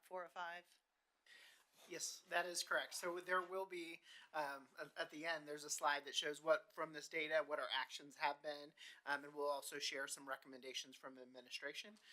But that is correct, moving our middle schools back to a more traditional 7 of 8 schedule. And so to conclude on the middle school, if you were going to look at the 7 of 8 at the opportunity level from the current configuration, it is a cost difference of saving $8 million, $8,417,611. That is based on the average teacher's salary. I did have one other question. This is all just purely data and numbers, right? This wouldn't account for example, if we were to change in our middle schools a difference of, almost 10 more students per class, we're increasing the class size. This isn't taking into account the effect of the increased class size. This is purely just hours, dollars, percentage. And based on the enrollment at the time of the audit. So the first one was the total secondary enrollment, and now it's breaking it down by level. So at this time, it's that 7,000 enrollment number. But you saw the trends of where enrollment spiked in September and then has gone down. What you're looking at now for middle school is what we call another tool that we use. It's called an allocation evaluator. What I want to stress, so what it is, it's a tool that allows us to flatten the system, right? It looks at the number of students, the number of FTE, right? And then it ranks the schools based on a common base. Your middle schools currently are running on different bases, right? You have schools that have 8 periods, some have 5 periods, some have 6 periods, right? And so it's looking at the lowest class size as a result of the relationship between enrollment and FTE, and again, I mean FTE teachers, regular teachers, right, to the highest. And so the only thing I want to really point out here is on the far right is that if we were to fund at the class size level in the sample of Wells Middle School, you would yield additional, right, 10.3 FTE at Spring Leadership Academy. Again, this is not to say Spring Leadership Academy is doing something bad. It's just to see that the conditions are different, and they could be different by design, or they could be different as a result of leadership action somewhere in the system, right? And so it's to look at it and consider it. I'd like to move to the high school. So a similar calculation for high school. The current, again, I'm keeping the 6 of 8 base schedule, knowing that in some instances so your high school will run the same schedule. Let's start with that, right? It is possible that at some point, some teachers would be non-tested area, might teach 7 period out of the 8. It is a possibility. It is a common practice across the state of Texas, right? But let's stay with the 6 of 8 that allows the teachers to have either prep or conference daily, basically. And so you're operating right now at a class size of between 28 and 29 on this calculator, and the opportunity sitting at 35 would show a need of 345 FTE. So a difference, a significant difference from the current FTE. There are assumptions to this graphic, right? All students are included, all teachers except special education teachers, and all students have a full schedule. So it is assuming that all students have a full schedule. If they do not, then this number actually increases because the students are not benefiting from the resources available, meaning the teachers teaching a class, right? So, yes. What's the what do the green shaded boxes mean? What is the? Good question. So the green boxes follow your current staffing in the sample. So in this case, we have 391 FTE, right? And so it gives you a bracket of that 391. Of course, it does not break evenly across the different bell schedule. So it gives you a range. And this tells you that if you were to go from currently the 6 of 8, which is the highlighted box in the purple, but you see the green, right? It's 417 FTE. That 417 FTE, if you look to the 7 of 8, produces a class size average of about 24 to 25 to the left, right? So in other words, we could leave everything the same, but go to a 4 of 5 block schedule and also experience a savings and Yes. an efficiency and a savings. Correct. And the lever would be the class size. So Okay. this would be the determinant. Yes. Yes, sir. And similarly, the dollar view of this calculator that is showing you the potential difference up to $3.5 million, and the opportunity at the 7 of 8, which is $6.6 million. So I've noted that your arrow indicators are staying in the 6 of 8 column. And so I wonder from you, Dr. Nosa, if there is a good pedagogical reason to not go to 4 or 5.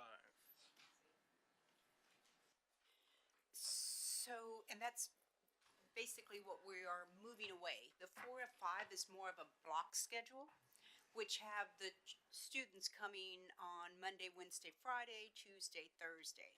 And what we've noted is our students really need the consistency of coming to the class, the reading class, every single day.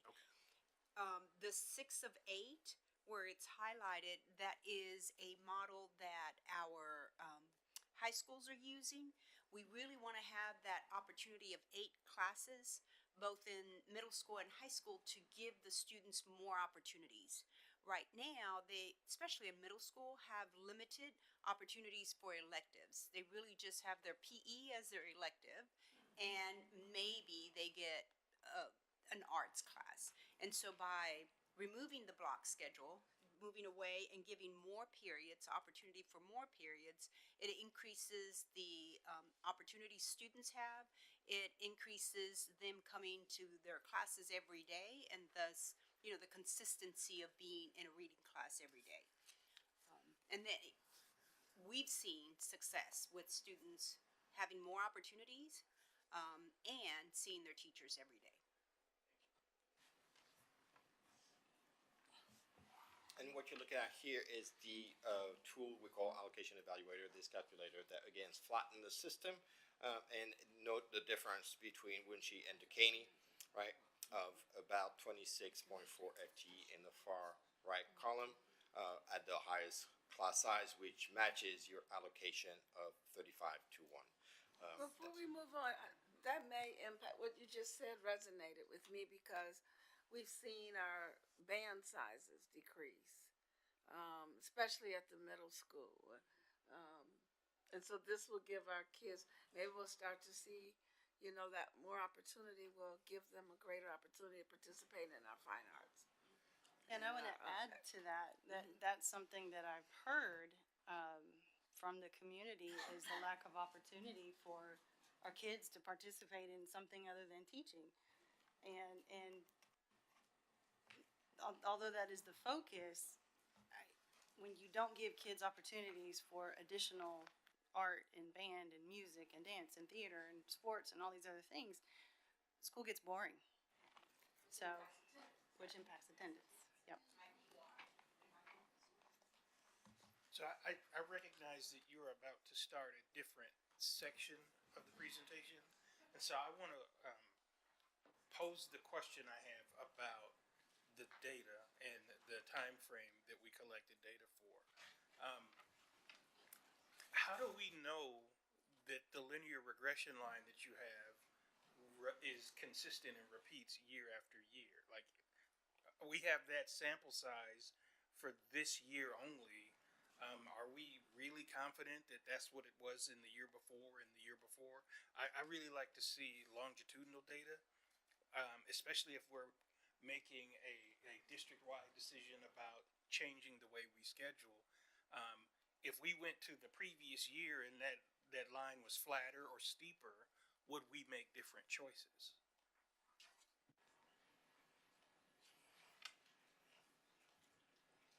So it's a good question. I think it's a question for the administration to look at the different years. We collected the sample for this year. The data is from this current school year only, right? So the question is, would there be differences? There's always going to be some differences between your enrollment and your attendance, right? There's always that gap, and it's always a functional enrollment. We consider as practitioner across the country, in this case, I do those studies everywhere in the country, literally everywhere, that the threshold beyond 10% of functional enrollment becomes problematic. It is symptomatic of something to investigate and act upon, right? To reflect and then put strategies in place to act upon, right?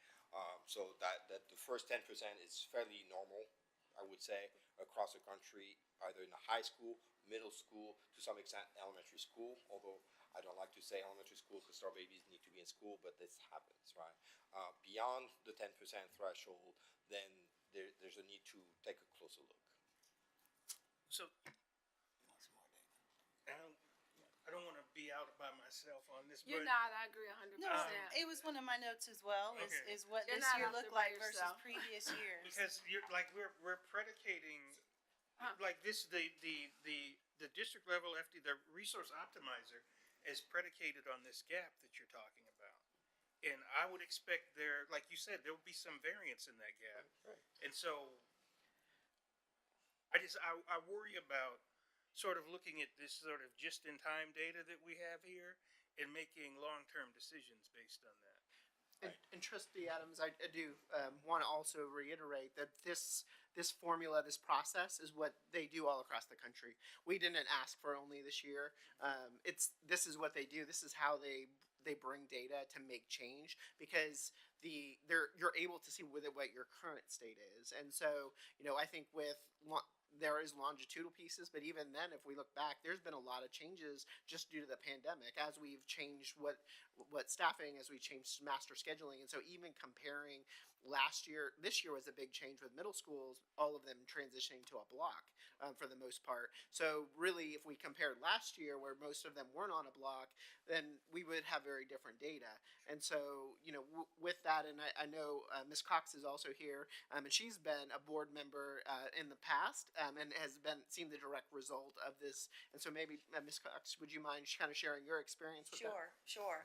So there's a lot of this data is so that we take snapshots now, right? We're looking at what you're doing currently, because we want so much data around schools is in the area.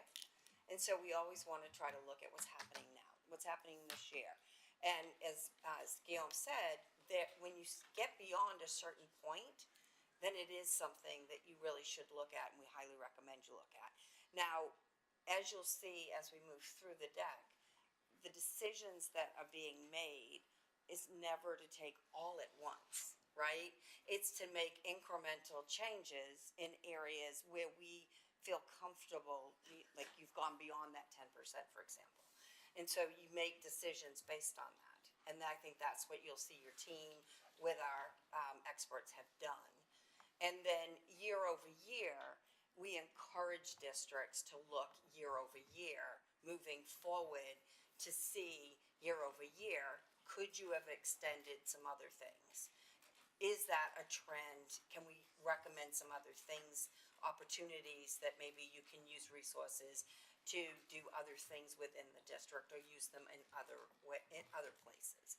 So again, I would say watch as it progresses, and as you see some of this data, the recommendations that we're making is not to go in and say, okay, yes, you could do this, but we highly recommend that you step it in and make some decisions based on the step. In And fact, that's what we see. I'm sorry. sorry. If I may, trustee, to just clarify, because I think that I wanted to make sure that this is very clear. The resource optimizer is really considering the actual enrollment, Yes. right? At the time of the audit, it is the functional enrollment is an opportunity because you are paying for a staffing based on enrollment, and then the students are in seats at a lower rate. So this is an opportunity. What are you looking at here is actually this difference that I'm talking about in functional enrollment would be actually lowering the actual class sizes every day in the schools in spring. Because the attendance, if you have a class size average of 29 and 3 students never show up every day, or a rotation of 3 students never show up every day, that actual class size goes down to 26. So this is the optimum view of it. This is the optimum, right? You have to deduct attendance from this number, okay? So to see a number current based on the allocation at 35 to 1 in high school, and you are operating at between 28 and 29, if we know that on top of the 29 or minus the 29, we have a rotation of 3 students who don't show up, then this is actually lower. So this is really conservative view of the current situation, and then the additional opportunity of where you could be if you were to raise back the class size average to the 35 mark. That's what it means. I hope I clarified for you. Sure. So I would like to shift to the campus staff role and the distribution analysis of staff. May I ask a couple of questions about the previous one? And that is, the column you picked, that 6 out of 8 classes, so the teacher would have 2 prep periods? That's good, because we know teachers take home crates of things to grade anyway. But the other thing is, adding 5 students per class is not insignificant. It's really hard to get around with a class of 25 with all the kids who may need help. And to add another 5, and there's just, gets to be crowd control. And also, I think we're gonna have to look at our classrooms in our schools, whether they can actually safely have that many students. I know in science laboratories, there are certain square footage that's recommended per student. And usually you can't get over 25 just on safety things. So I just wanted to voice some concerns there.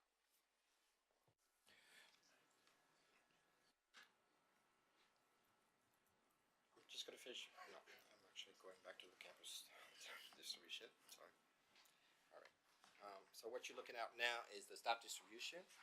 So my colleague's daughter Wright put in green the nomenclature that you are utilizing in Spring ISD because ABLE uses different categories to label different kind of staff, right? And so let me explain.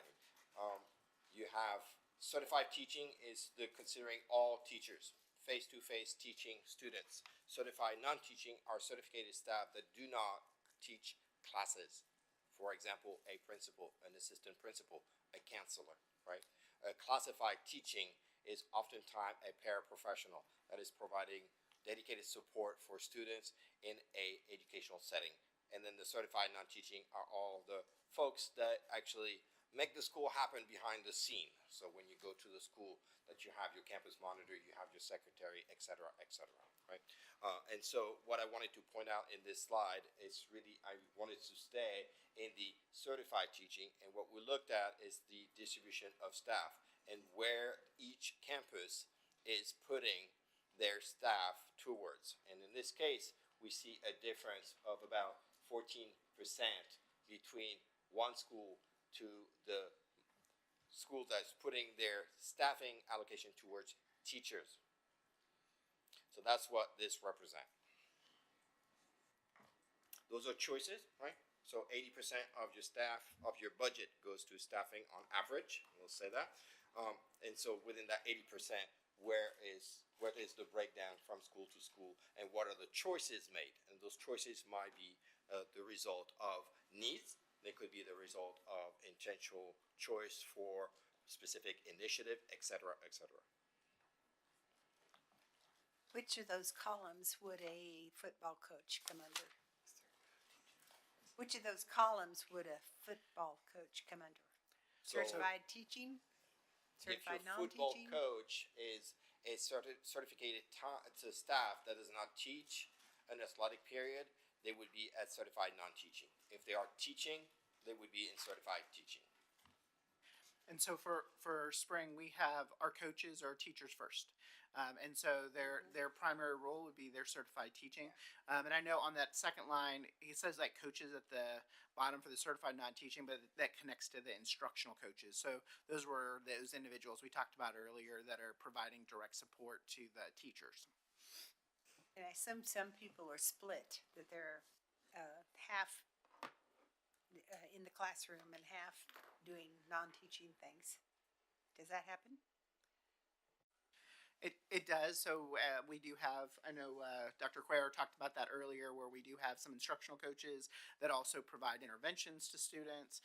They're working with pull-out groups. I know from the audit that Able did was the analysis included finding the teachers that had students connected to them. And so that way we're able to see not only just from the PEAMS coding of the teacher's role, but actually to verify that they really are in a classroom teaching students. I'm just looking at Twin Creeks. The classified non-teaching is almost half as much as the certified teachers. So why do they have so many classified non-teaching? Could we make a conjecture here? And so classified non-teaching includes a number of different positions, such as the support individuals, and so clerical staff.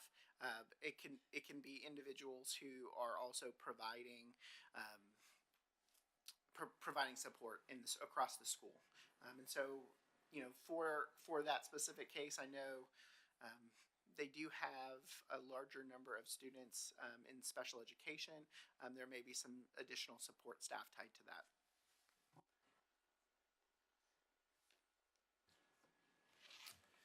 And then, did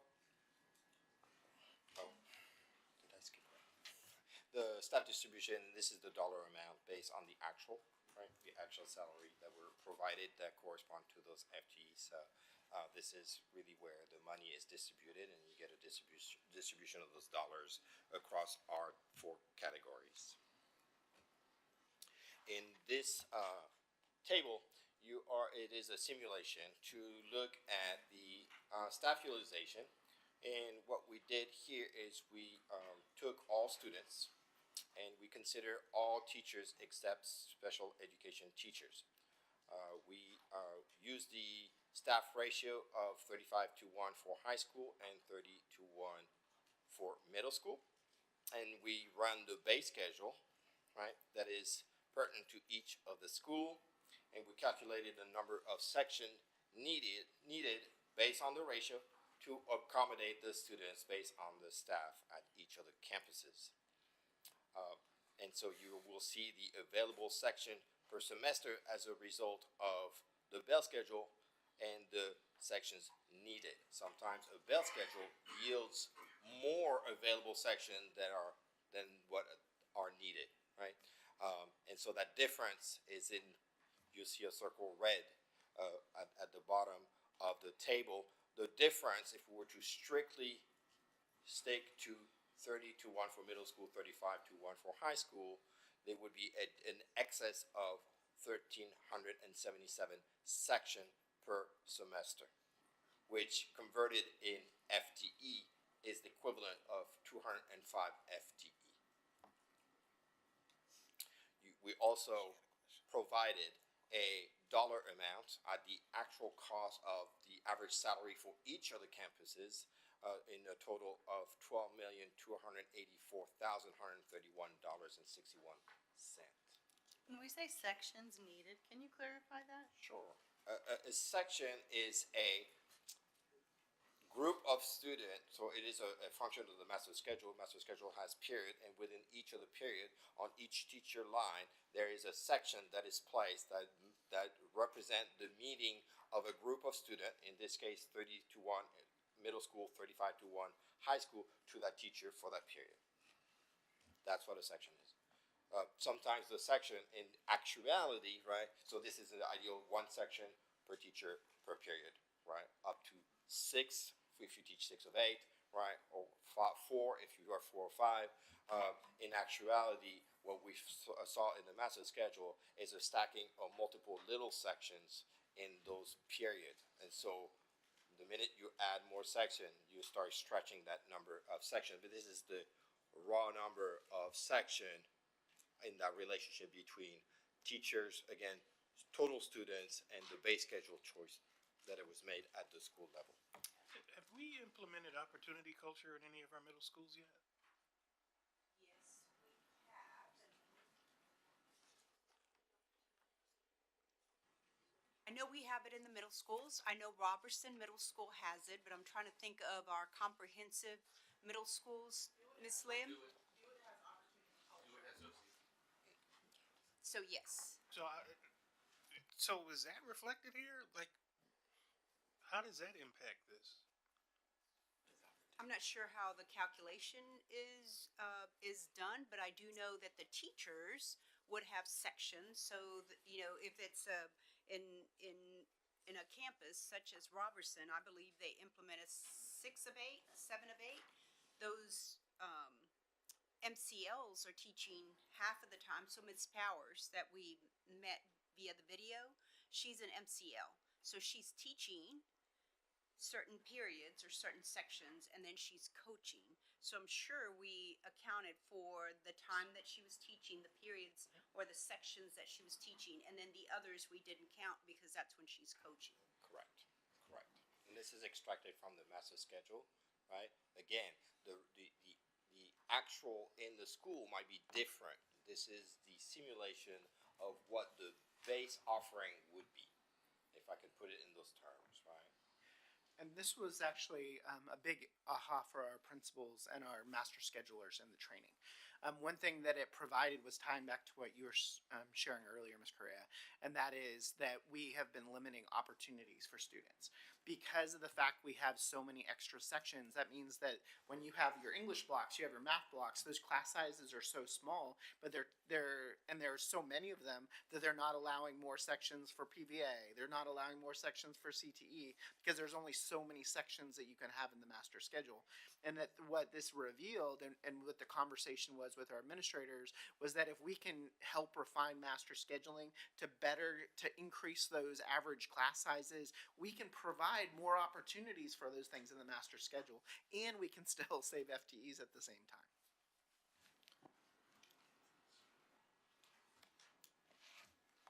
So I'd like to move to the section on time, the resource of time. And quickly, again, you have questions that guide the conversation between district and schools, right, in the PD. This is the time profile, what we call the time profile, and we distribute the time and consider the time in three categories. The instructional time, clearly, right, based from the bell schedule, so the actual bell schedule, the actual length of the period at each of the campuses. The support time, the annual support time, this is in the light purple, and what percentage of the total amount of time available at those schools, what it represent. And to just be very specific, what we did is we also represented those specific periods dedicated to support at the high school, for example. There is a period that is dedicated for support in the master schedule. And then in the lighter pink to the right is the functional time. And it is the time spent on lunch and passing. And so for each campus, even though you might decide to have a 6 of 8, for example, right, put 8 blocks on the matrix, schools might decide, not the case for your high school, more so the case for your middle school, that the passing time could be different. And that could be the result of the facility, right? Moving about the each of the campuses might require an extra minute, but that is really impactful. Consider this, that 1 minute difference per day is nearly 3 hours at the end of the school year.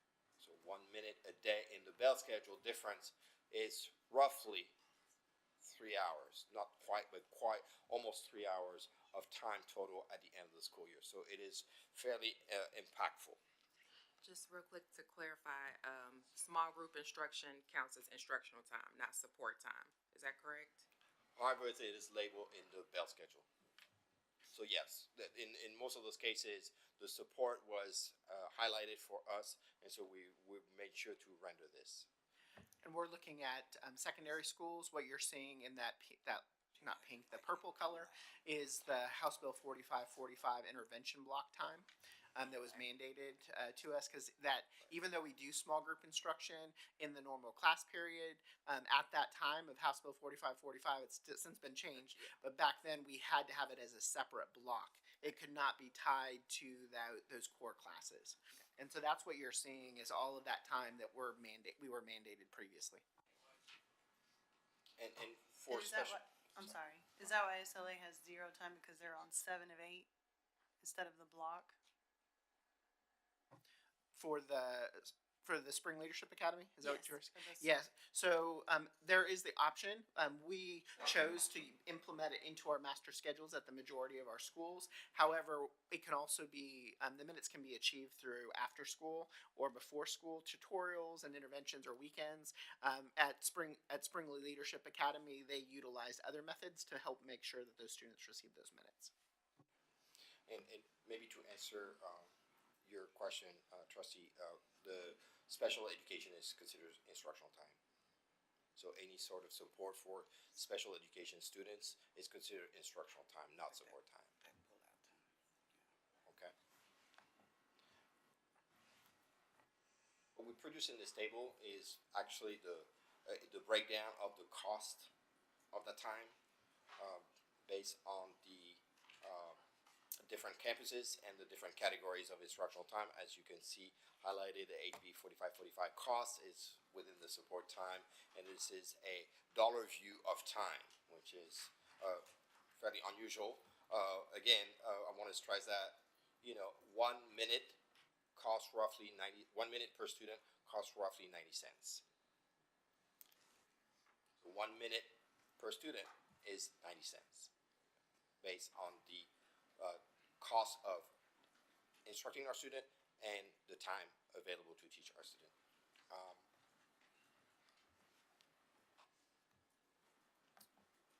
I will continue to course condition. This is looking back at our secondary school, mostly high school in this case. What we look at is, and again, we have a different nomenclature, so stay with me on this. The art is really the visual and performing arts, and then the PE is PE is the athletic, right? So really just to make sure that I situate our nomenclature. WL is also your world languages, right? So you might use the nomenclature of LOTE, but language other than English. This is how we call it. So this is a view of the distribution of sections in the high schools. And you look at three different colors. The light purple are the singletons, meaning the courses that are taught in one section only in the entire master schedule. The slightly darker purple in the middle are the courses that are taught in two sections, right? And then in the dark purple, the courses that are taught in multiple sections, so three or more sections, right? This has a direct correlation to access. The more singleton, the more possibility for conflict in the master schedule, right? Not to say it's not necessary. And there are strategies employed by the schools that we saw in the master schedule in order to accommodate multiple different sections within a period. But at the end of the day, and it's a function also of the content area. We see it is very normal to see a lot of singletons in the arts. It is really normal to see a lot of singletons in career tech education. Okay, as well as the athletics due to the representation of the different sports, right? And in that you will see some singletons. This I would say that a normal. So if I were to norm the percentage here of especially around the core courses for multiton, is that any representation that is north of 55% of multiton in the content is within the norms of other school districts across the state and across the nation. So the PE and health, that also includes athletics? It is actually athletics. This is our nomenclature, but it is athletics, what you call. So wouldn't there PE be and athletics, yeah. wouldn't there be a separation in that, because the students are supposed to get a certain number of minutes in PE and health, right? And that's sometimes outside of their sport. Yes, and so it's grouping them basically like by content to look at the singletons. So like PE and health, those are credits, and so when you're at athletics, though, you're also getting PE credit.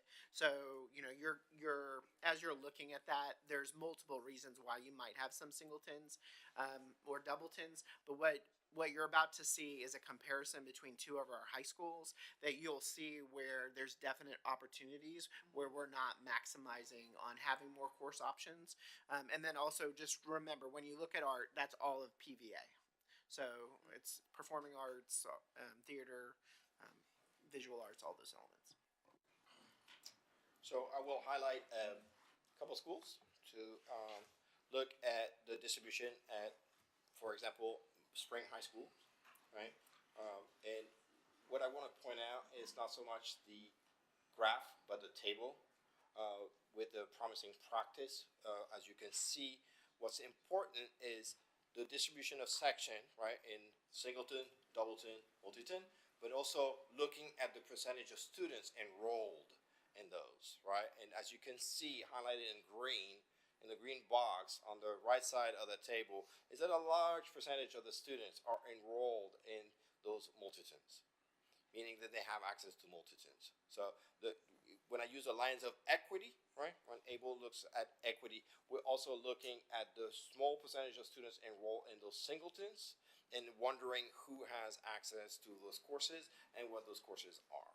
And so that the district looks at it more closely and really just, work with the campuses in terms of really investigating those singletons and what happens in the singleton. But it is really,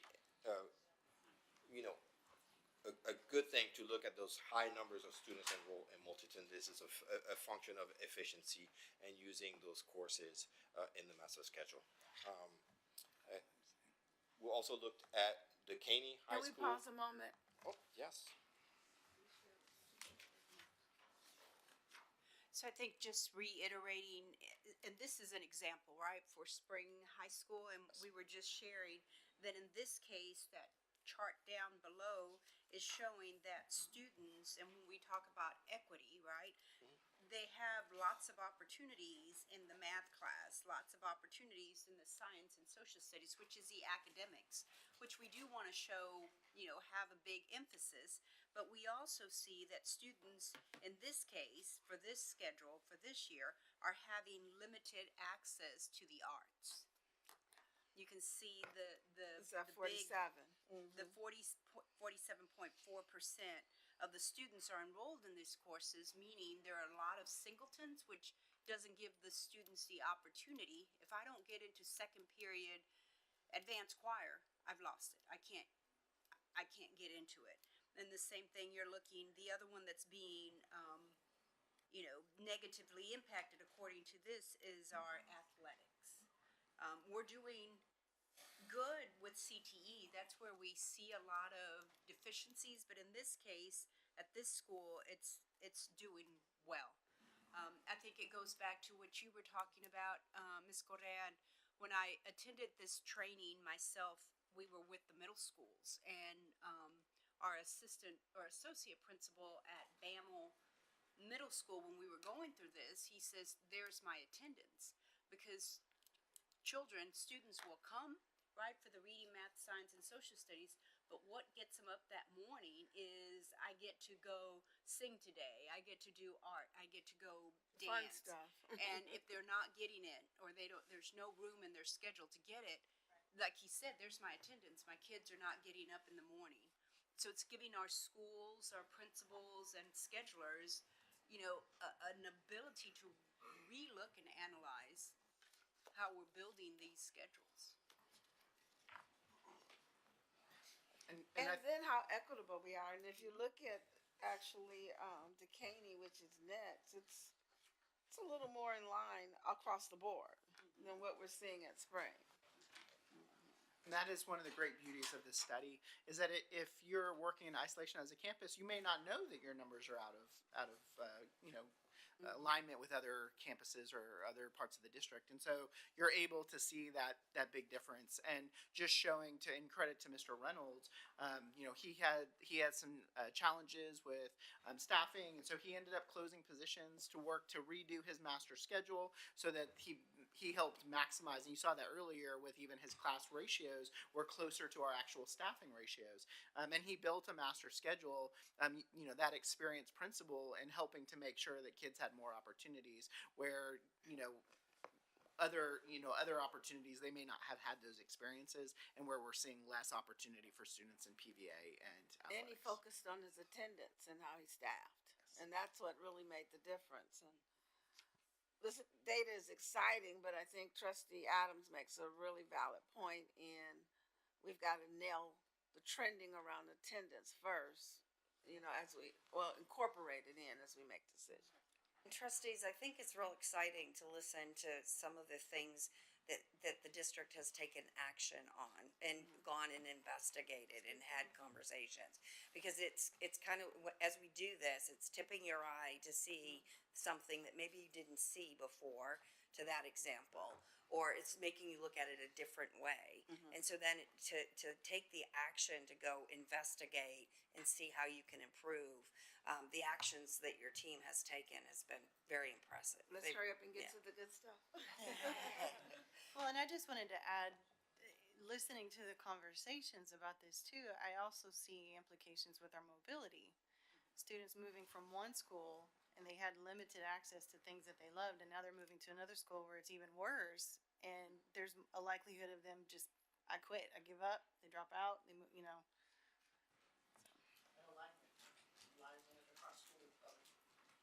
And in the function of equity, if you're considering, so you're looking at Duquesne, which is our highest, the green box is really telling us here that the majority of students in every content area are enrolled in Multiton. And this highlight, when you have a lot of singleton, what ends up happening is students have to make choices. And so, should I be in my favorite class of art, and am I going to give the opportunity to take an advanced course, an advanced placement, for example, right? Because there's a conflict. The more singleton, the more conflict potential you have in a schedule. And so when you look at it with the lens of equity, that is those choices, we have to really inspect who are the students who have access to which courses, number one.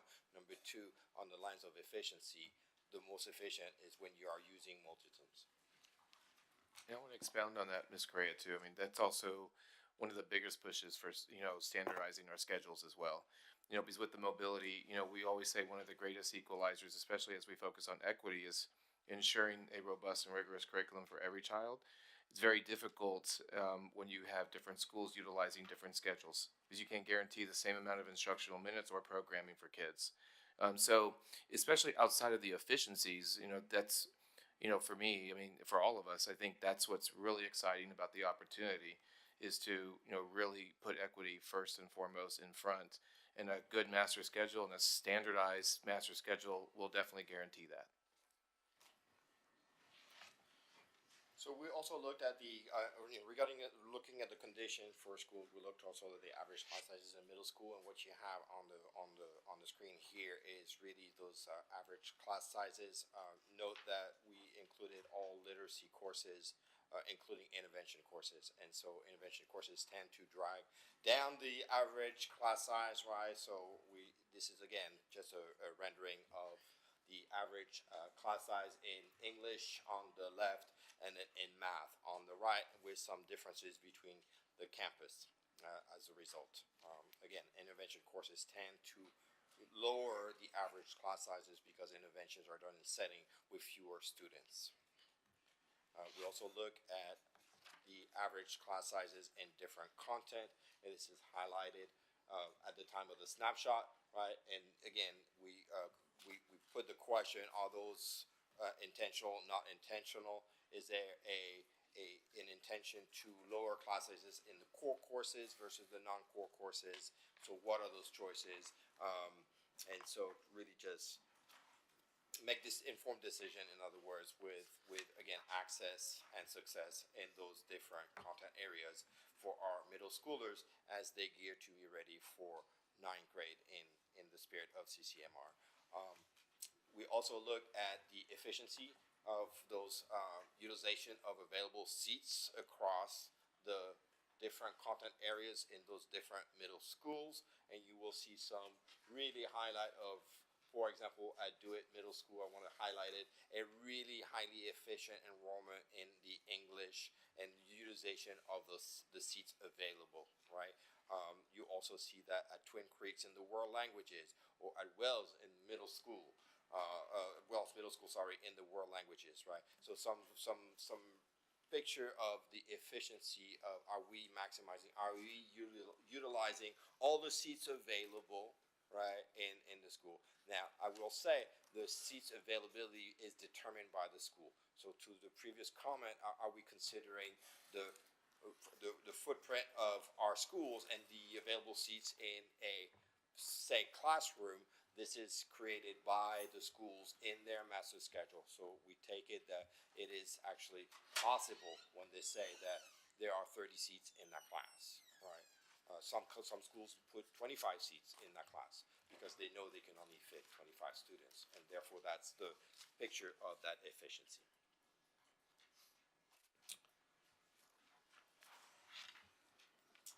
The class size average for high school, as you can see, there are differences and choices, considering core and non-core again, right? In terms of average class sizes, this is really average. So there are significant differences, and so that poses the question of the condition for students in different high school in different content, and what is their experience. Okay. And in the same vein, the seat utilization in a high school, and you see two representation, right, by subject and school, the seat utilization in the pink, right? So this is by content areas. You see the content areas at the bottom, and then in the blue, this is the seat utilization by school, and the content is in each of those columns. So it is the school view. At this point in the presentation, I'd like to turn it over to Dr. Wright to talk about the high school student academic journey analysis. And before we move into that section, I just want to make sure we don't have any questions. I know it was a lot of data. I just want to kind of pause and sit. And it's a lot of good things and a lot of good opportunities that we are seeing of things that are happening within Spring ISD. So, any questions? before I move on? Okay. So, moving into the high school student academic journey, part of this is the work that the principals participated in over the course of the past couple of weeks. I've been working with the schools in terms of looking at their historical class of 2023. So we're not looking at current, we're looking at the graduating cohort of 2023. Now, why are we looking at the graduating cohort? We're looking at the graduating cohort because we want to look at the trends. What does the journey look like from a student entering into spring ISD from 9th grade? And what does it look like when they leave 12th grade? So what are the courses that they have access to? What decisions did the students make or campuses make in terms of courses that they are taking? So we provided just a couple of snapshots of the data that the schools did see. One of them was focused on advanced course taking. So good thing, there was 60% of the class of 2023 did participate in at least one advanced course over the course of the 4 years within Spring ISD. So that's a pretty high number in terms of students that were really accessing advanced courses. What do we consider advanced courses? Those are your AP courses, dual credit, dual enrollment, your honors or pre-AP courses. So 60% of that class of 2023 actually enrolled in an advanced course. You'll also see the breakdown across subject area in terms of the core subject areas of the percentage of advanced courses. So one thing to take note as we were looking at the singletons and the multi-tons and how that plays a part in terms of the access that students have in terms of getting into those advanced courses. Another thing to note is if we look at world language with 32% of students across this class of 2023 that actually access an AP, dual credit, IB world language course. Oftentimes that number is slightly lower because of those singleton courses. Okay. Here, the visual that you're looking at, we're calling out just 2 high schools. Looking at the Caney High School, this is what we would call our Sankey diagram. And within the Sankey diagram, on the left, what you're looking at are students that entered into 9th grade taking a general English course, like an on-level English course. What you see in 9th grade, there were 164 students for the class of 2023 that started in a general course. Their sophomore year, 155 stayed in general English, and so on, 120 to 136. Another thing to note is that sophomore year of those 155 students, 13 students went into an AP course, and there were 4 students that went into dual enrollment. So thinking about the access, how can we increase students getting into more advanced courses? There's a number of factors that can play into this in terms of if it was a singleton course and if they had to make a decision whether or not they wanted to be in football or going to AP Lit. So we know probably where that decision lies, right? And then on the right, what you're seeing is honors students that started in 9th grade in an honors level English course. 231 students started in honors. That sophomore year, 191 went into an on-level English course, right? At the end of that cohort in 2023, of those 231 students, there were 22 students that ended in an AP course and 20 students that ended in a dual enrollment. Now, the none, I just want to kind of call out none. When we are doing our analysis, we are looking at CCR courses, courses that are deemed to prepare students for post-secondary success. So that would be all English courses, of course, but if you have a student that is taking, let's say, a creative writing, while they might get a graduation requirement to graduate, that is not considered a course that is preparing students for post-secondary success. So those would more than likely be in that none. Doesn't necessarily mean they're not taking an English course. It could mean that they're taking a course that would not be preparing them to be post-secondary ready. The next campus that we looked at was Westfield. Well, we looked at all campuses, but the next campus that we're highlighting is Westfield. So again, the same concept in terms of that student's journey through this high school. 293 students started in general English, on-level English, and 242 of those students concluded in general on-level English. So are there opportunities in terms of counseling and advising where many of the students that probably of that 293, as they navigated through those 4 years, probably had all A's, right? We also look at the GPA, and there was some pretty high GPA of students on these particular campuses. So are there opportunities for these students that are performing really well in these on-level courses to be moved into an advanced course? And as you can see again with the honors, 347 students starting honors. So thinking about ninth grade, how are we advising our rising ninth graders into those incoming ninth graders in terms of those honors levels courses? Are we going to the middle schools? How are we? Yeah, so just kind of taking those things into consideration in terms of access. But again, as you look to the end, the senior year, of those 347 students that started in an honors levels course, 252 ended in a general level course. So we do provide this breakdown across all subject areas. Principals did have the opportunity to really dig into this data, and we'll continue to dig into this data.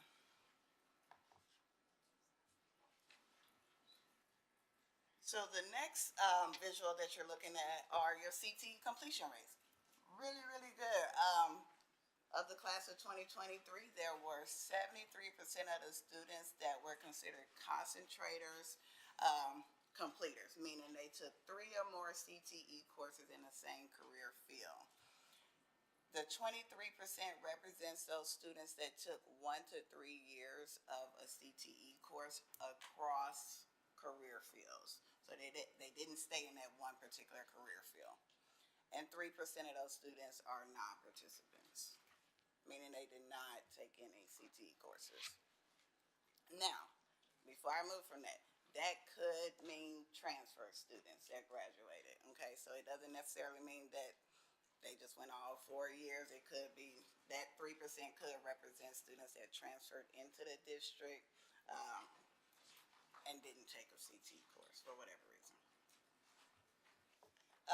When the schools do look at this data, they do get a breakdown by equity, looking at each student group, so they'll be able to, they were and they are able to see the completion rates across various student groups as well. So CTE completion by high school, again, the same concept. You're looking at the different high schools in terms of concentrator and completers. When we get to the next slide, which I think is a little bit more informative in terms of the CTE fields, while we have students that are accessing CTE courses, what you're looking at here is across the CTE fields, and we bucket them based on the national 16 career fields here. But what you see, the light orange represents 3+ years. Now, business and marketing, there are many students within Spring ISD that are taking business and marketing courses, right? But we're also showing that there are more students that are taking 1 to 2 years in business and marketing. But at Westfield, there's a large number of students that are actually taking 3+ years in business and marketing.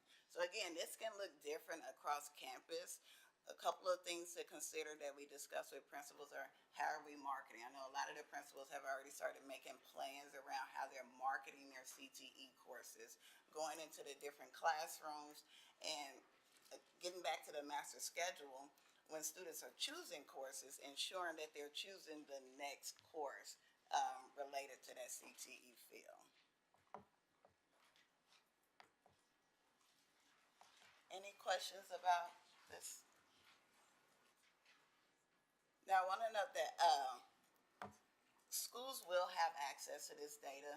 We're still working with the schools in terms of finalizing their action plans on how they're going to act on the data that they're seeing here.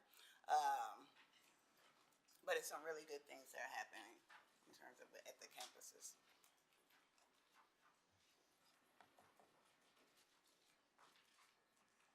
All right.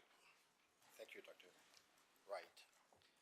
So let's move to our part two of the conditions, and now let's look at the elementary school analysis. We'll look at allocation, time, and again, the condition for learning and for teaching. So you've seen this for secondary. You are seeing again a representation of enrollment and attendance for this school year between August 2023 to January 2024 in the sample of schools, and see that actually the enrollment grew in elementary school above the beginning of the year, which is marked by the purple color. The attendance, while improved following that enrollment, is on the linear regression that is trending downward. And so it's something to really pay attention when we're looking again at this concept of functional enrollment. There are good news. The good news is, unlike what we saw for secondary, the numbers, right, I'm looking at the percentage differences, right, is more within what we see across the country. So it is actually closer to that 10% mark. And while it is still something to pay attention to with regards to attendance, it is something that is actually schools are really attending to. Clearly, there's schools with a very small difference. I consider 6% being a great performance in one of the elementary schools in the sample. And Dr. G, just wanted to interject too for everyone. What you're seeing is just 6 schools. So if you remember, we took a sample of 6 schools. We looked at schools that were historically higher performing student campuses that had struggled with through their accountability ratings, as well as schools with new principals, experienced principals, to give us a sample. So 6 schools were included in the study out of our 27. Can we go back one slide real quick? What was the difference between the enrollment, the PEAMS enrollment, and the allocation enrollment? Right. So the allocation enrollment, we consider allocation enrollment the beginning of the year mark, where you start the school year, where usually it's the enrollment that is provided as what you anticipated students would, the number of students would be, and usually where you've staffed originally. That is where it all started. The PEAMS is your October. It is your formal enrollment report to the state. It's part of those calculations that's provided by the district to TEA. And then in the green is the actual enrollment. So this is the evolution of enrollment through the months that we studied, between August 2023 and January 2024. Is there, I know that our enrollment grew, but is there a reason for the distance? Because I'm looking at the secondary attendance enrollment, and all 3 of those are like real tight. But when you get to elementary, there's this huge gap. Is it just because of the growth that we had at that time? Or? So when you're looking, we use snapshot day for the original line, and that's also where you see the PEAM snapshot. What you're seeing, are you speaking regarding from the October to November where we had the horizontal? So just in the day, so if you go back to, what is it, 89, and we're looking at the secondary attendance and enrollment, you see all 3 lines all start right at 16, whatever that is, 16,200. But if you're looking here, we've got our, I think it's just because of the increased enrollment is what I'm seeing. Just that the large gap, starting at 4,000 for the initial enrollment, and then up to 4650, I guess, would be that October, November snapshot. And the scale is very different. So on the secondary, you're looking at a scale from 14,000 to 16,500. And here, we're just looking at a scale of, what is it? Yeah, it's a shorter scale just because there was also few schools in the sample. And, right. And so way fewer students, so to represent it in a way. Yes.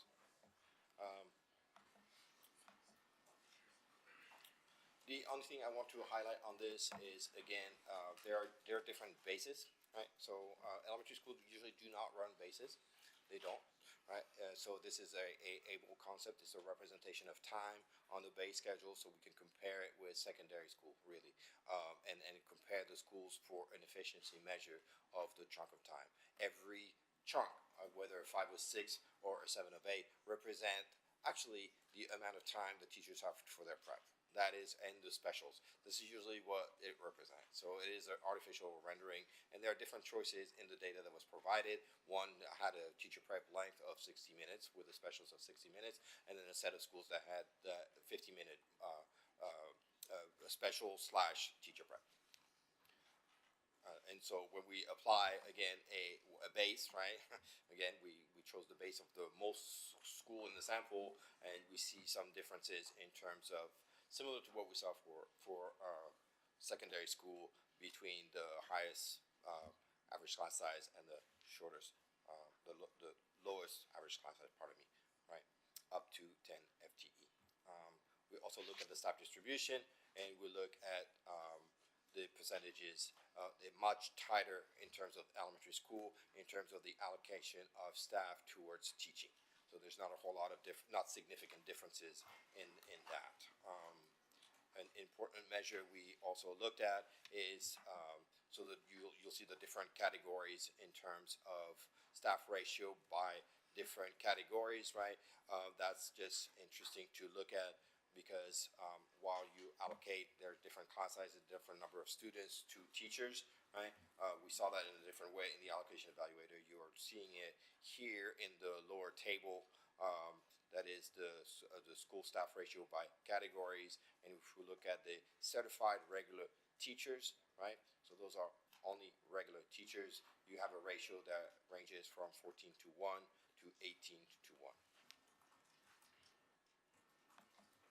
We also look at that notion of staff utilization, which is unique to our calculation. We look at the utilization of staff. So let me make a side comment here. We found in the data that in order to cover specials, which are the enrichment subjects in elementary schools, some school utilize certificated staff, and some school, because they don't have enough staff, utilize non-certified staff. So they will use a paraprofessional to support a teacher in an environment to accommodate more students, right? So this practice happens. It is not uncommon, right? For example, you would have a PE class, and an aide would come so that you can actually increase the class size because you have 2 adults present, the teacher of record being the PE teacher, right? And in using the base, what we do is we do, as we said, if we were to increase the class size average to 25 in the special, so only in the special, meaning that a second grade class might be mixed with students from another second grade class in order to reach the 25 mark in a special, you would be able to actually get a positive net difference in FTE, and therefore staff with certificated staff in those specials. So that was really the interesting study on this. It is telling us that if we are creative and innovative in how we utilize our grouping of students as well as our staff, we could actually generate an excess of staff, meaning an opportunity to offer more and different subject to our students.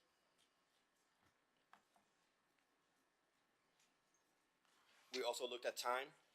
So this is a representation. You saw the time profile for secondary school. This is represented slightly differently because of the different categories of time in elementary school. You have the instructional time clearly marked by an action of teacher to student teaching. There's a teaching and learning happening. You have an enrichment time. The enrichment time is that special I was talking about. You have the support time, which is a dedicated time for providing support to our students. Again, in this configuration, students with special education that receive specific services are considered instructional time, right? Their time is, and then there's other time that is not labeled, right? And then you have your functional time. And functional time in elementary school is recess, passing, lunch, bathroom breaks, etc., etc. That is not recorded as either other time, meaning a specific SEL time, for example, would be another time, right? So this is the differences in how that across the sample you see the variation. Question, for the one you just, yes. It looks like Gloria Marshall has almost twice the functional time that Salyers does. And I've been in both schools, they seem to be similar sizes. Is it just Gloria Marshall is more overcrowded and maybe it's harder for the kids to get around up and down stairs and things? It is possible that Gloria Marshall allows more time to move from one activity to the next.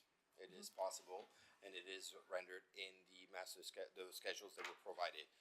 Note that for elementary school, I should have said that up front, the elementary school analysis is relying on both the master schedule, which is the official schedule held in the main office by the principal, as well as teacher schedule provided directly from the classroom.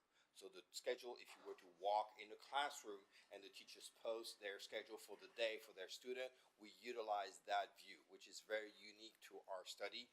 Most services do not consider that teacher time. They only use the master schedule. We also use the actual, which is what teachers are actually doing in the classroom. And that's probably why you see differences. Now that I think about it, I think Gloria Marshall's the only two-story elementary, isn't it? Oh, is it? I didn't know that. I've been there and I didn't know that. Ponderosa's tier 3.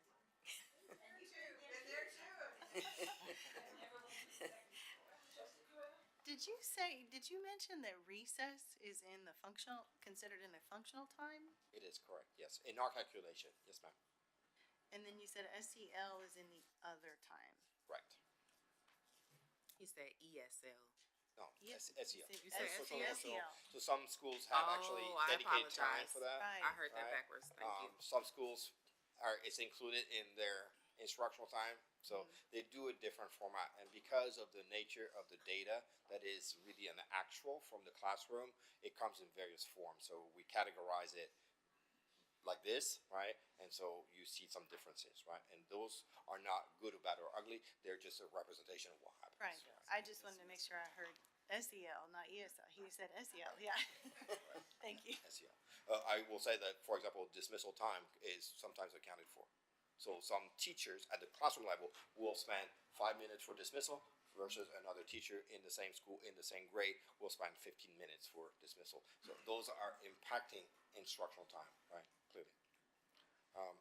And then we looked at that instructional time actually by analyzing those teacher schedule, and what you see here are the daily literacy minutes in grade 3, daily math minutes in grade 3, and daily science minutes in grade 3. We ran an analysis on grade 3 and grade 5. We're only sharing with you the grade 3 here, and what we want to highlight is that within the teacher schedule, the autonomy of teachers within those campuses is revealing differences in use of time in those different content, hence the different bars that you see. And so those are choices, and that really just calls on opportunity for students to have enough time to learn, for teachers to teach, right? And this is based on, again, on teacher choice. We also run a extrapolation, which is what you have. So this is a pretty unusual simulation. This is not common, but it is applying the daily snapshot to the full year. And if we apply the daily snapshot to the full year, it allows you to quantify the differences in terms of instructional minute, or in this case, instructional hours in those different contents. So each of the boxes are schools in between the two extremes, right? On the left is the lowest number of hours. The right is the highest number of hours in literacy, math, and science. Again, this is an extrapolation. We understand that elementary school tend to have schedules that change often, so we also are careful with this. But it is really just to look at maybe, at the policy level maybe, or at the practice level, to see how we can align. And we highlighted an example for you in this slide of the literacy minute, and we related, numeracy minute, and those differences at those different campuses in grade 3 as indicated by the teacher schedule, and to correlate it with the pacing guide provided by the curriculum choice of Eureka Math, right? That has some recommendation for instructional days. And so we apply the daily minutes to really look at if those daily minutes, how many hours does that represent if we were to teach for 13 days as recommended by the curriculum pacing guide, right? This is the row in the middle, and then the total number of instructional days recommended for this specific unit, right? Multiplication and area in this case, right? And are there differences in terms of those hours of instruction, and to investigate and push the principals to consider, is that enough time? Is that reflecting a need? And what does it do to pacing guide? For clarification, pacing guides by vendors are recommended for your average student, right? So a student is struggling will need more time, an advanced student will need less time, right? And so this is highlighting the differences across the campuses, up to 4.5 hours of instruction for this specific unit on multiplication and area. Any questions about this?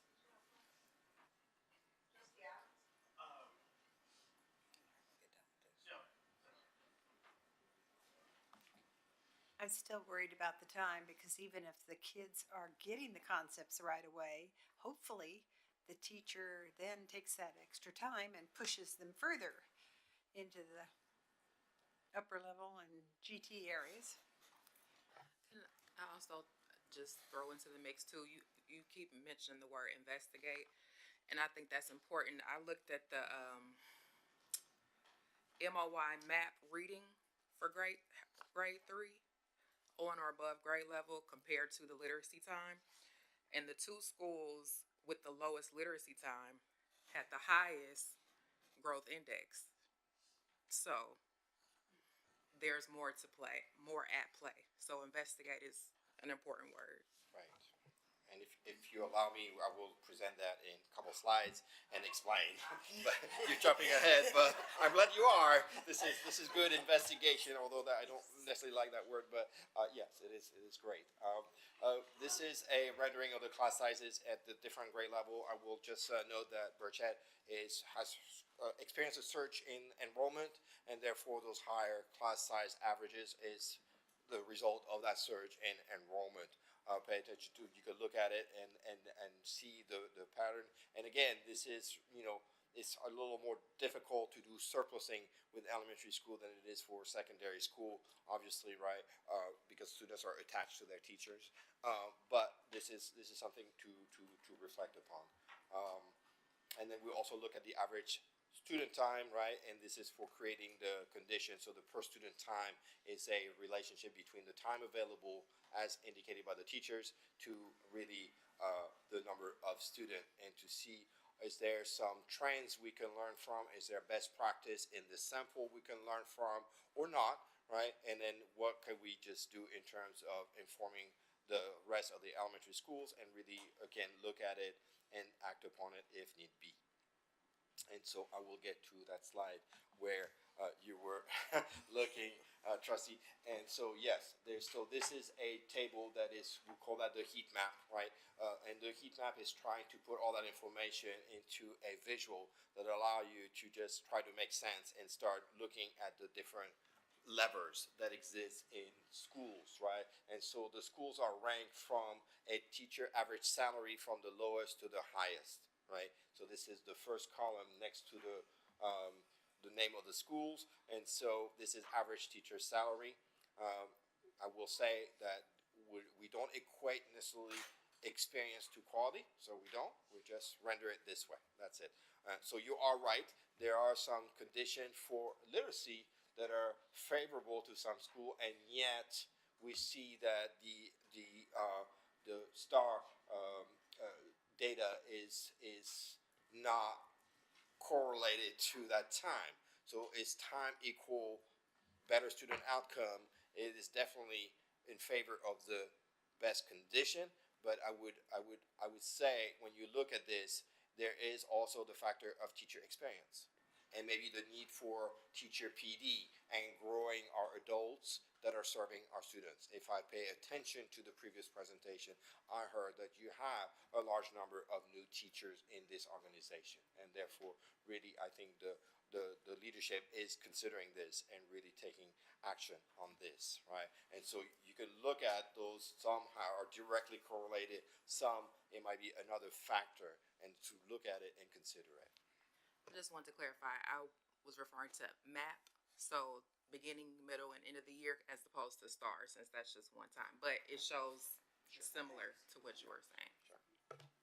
And if you look at the teacher salary, that kind of shows you the experience, where we have more experienced teachers at Reynolds. You're getting better outcomes. If I may, we also look at it with a lens on equity. Are we putting our most experienced teacher, again, most experienced does not equal quality, but are we putting our most experienced teachers with our most needy students? And so, and what can we do to incentivize that, match of most experienced teacher, experience counts in education with our most needy students? But I don't think this is simple either, because Burchett, it doesn't have the top teacher salary, but it's really scoring well. And then when you look at the class size, it's got larger class sizes. Right.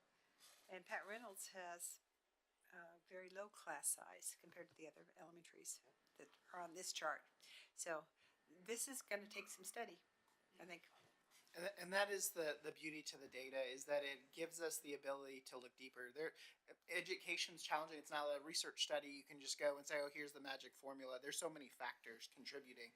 And so even looking at that, when you look at Eikenrow and you're like, wait a minute, we have a starting salary of $60,500.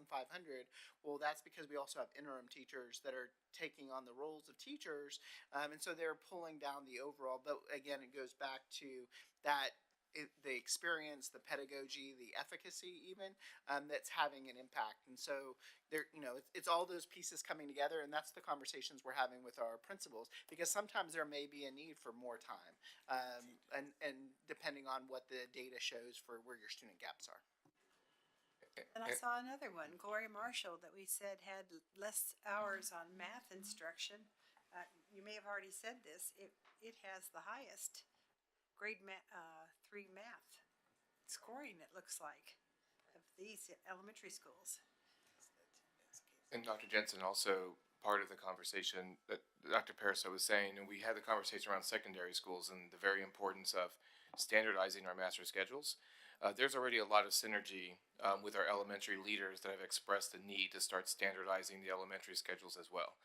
And we already have at least 8 to 9 schools that have started replicating the schedule at Jenkins, which we have our principal of the year in the audience, because she has been very innovative in incorporating some of the secondary practices and master scheduling practices into the elementary schedule.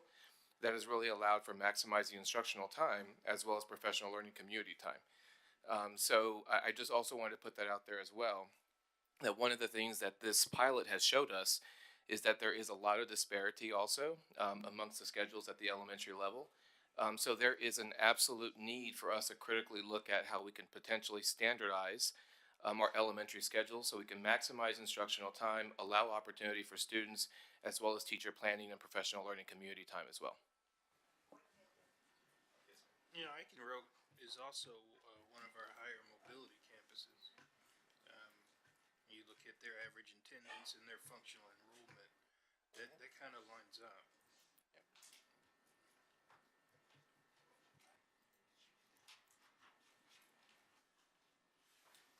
So now I'd like to take you to the last part of our presentation that is really related to what the district has done, really, from data to action, and kind of show you example of the activities that they're engaging their schools and their school leadership in so far. And so just a recap of the inputs, outputs, and supportive outcomes, right? You are very familiar as a board to that terminology.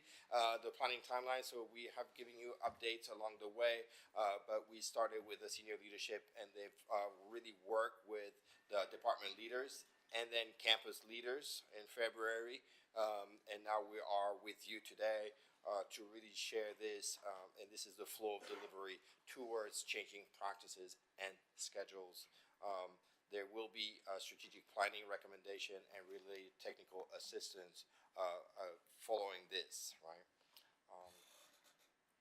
In terms of the example of the professional development that schools are going through, right? They've gone through the data that Dr. Wright presented to you with the schools, so with the district first, then with the schools and their teams, right? And there are 3 modules about the why of this post-secondary readiness, the CCMR, the data, and really accessing and playing with the data, exploring the data in our dashboard. And then what you heard from Dr. Wright, which is now the last piece, is to make the plan. And the plan, if you think about school improvement plan, this is one slice of it, but that's the plan.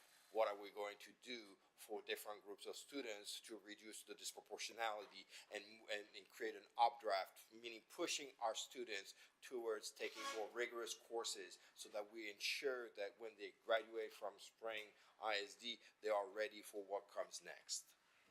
Okay? So this is the type of reflection that they work. This is just an example. They've gone through all this with their leaders, right? And then I also wanted to let you know that at the end of this study we're doing, there is a comprehensive report, right? We really focus on trends in course access, rigor, and achievement for all students. There's an action plan. The schools are working on it, and some specific next steps that we already calendared with Dr. Periso and his team. And so I will finish with the recommendations. So, Oh, we can go. We can go. No, we can do it. No, let's go.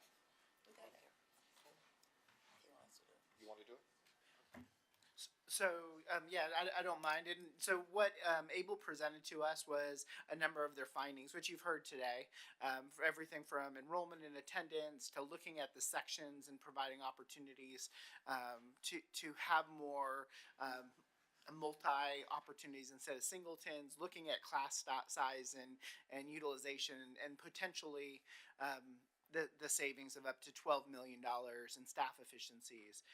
Really looking at our seat utilization. How are we building our master schedule to maximize equity and opportunity? And then instructional time. Is the instructional time the number of minutes that our kids need based on our campus? And so each of those, you can see the recommendations, and we've taken a number of those. Dr. Cuellar spoke earlier about the aligning of schedules. We've our assistant superintendents are here tonight, and they've already been working with their principals on that. We've aligned the high school and the middle school schedules where block scheduling has been removed to increase efficiencies and opportunities. And so from this data, you can see on the right-hand column the actions that we've already taken. And we're continuing to work an action plan. In addition to these, we also have some recommendations to bring forward to the board. But before I move on to that slide, I just want to see if there were any other questions for Able tonight. Actually, I don't know if it's necessarily for Able, but on slide, I guess 63 of the presentation, there were some questions asked. What were the most impactful data points you saw today? How does your role connect directly? I would be interested, I don't know if my colleagues, I would be interested to see some of the feedback from the staff on what they thought was most impactful. How they were able to connect it to their role, and incorporate it into a strategic plan. So I don't know if these were questions where the answers were captured, but I would be interested to see. So directly in the session, this is a slide from one of the sessions that we did for kind of that introductory data. And so when we did the sessions, it wasn't just the principal. The principal brought their master scheduling team, their APs, the counselor, so that way they could have conversations about that data. And then we charged them also with, as they leave the session, what is it that they're going to directly implement from this? Like how we gave them the entire decks to say, bring this back to your leadership, bring it back to your campus. And then we also sent a survey out to them afterwards to say, what is it in the next week? What is it that you're implementing from this study and making change in your master schedule? So we'll go ahead and pull that data for you. Perfect. And we'll be happy to put that in a board update. Thank you. did have one last question. So, and this is for ABL. You do this a lot, and so in your professional opinion, what are the conditions that would have caused us to be where we are based on the experience that you have with other schools and other districts? And I ask that only so that we don't end up in the same situation again 5, 6, 8 years from now. Well, it's a complex, it's a complex set of data with multiple variables in it, and so to really pinpoint to it, I mean, if I need to, the trend I see in the studies I do across the country, it is a tension between the autonomy of the campus decision-making process and then the district that allocates the resources, and how can we balance that relationship in terms of the decision-making process to align it for the betterment of students. And when there's too much autonomy, unfortunately, there's some decisions that are well-intended, right? But they become almost soft policy or practice we carry through the years without really rethinking it, re-questioning it. And so what is the role of the district to really just, show it and then help the district? I think that's what I'm hearing Dr. Preso and the team are doing is really helping the district, the schools rather, to recalibrate and rethink it based on this set of data. Yeah. Mm-hmm. That's interesting because and I guess in this, the experience of that leadership team as well, because when we look at the Caney where Mr. Reynolds made some different choices, I think that's based out of his years of experience in doing that. Yeah. There's just one type of time I didn't see reflected, and this will probably be a question for us. I'm wondering how much time we spend on assessments. We know we test a lot. There's a lot of required testing. There's district testing. There's end of unit testing. I would just be curious because that cuts into instructional time too a lot. So I don't know how that could be factored into our investigation, but I think that's something to really consider because a lot of times we're so busy testing that it cuts into teaching. Very good question.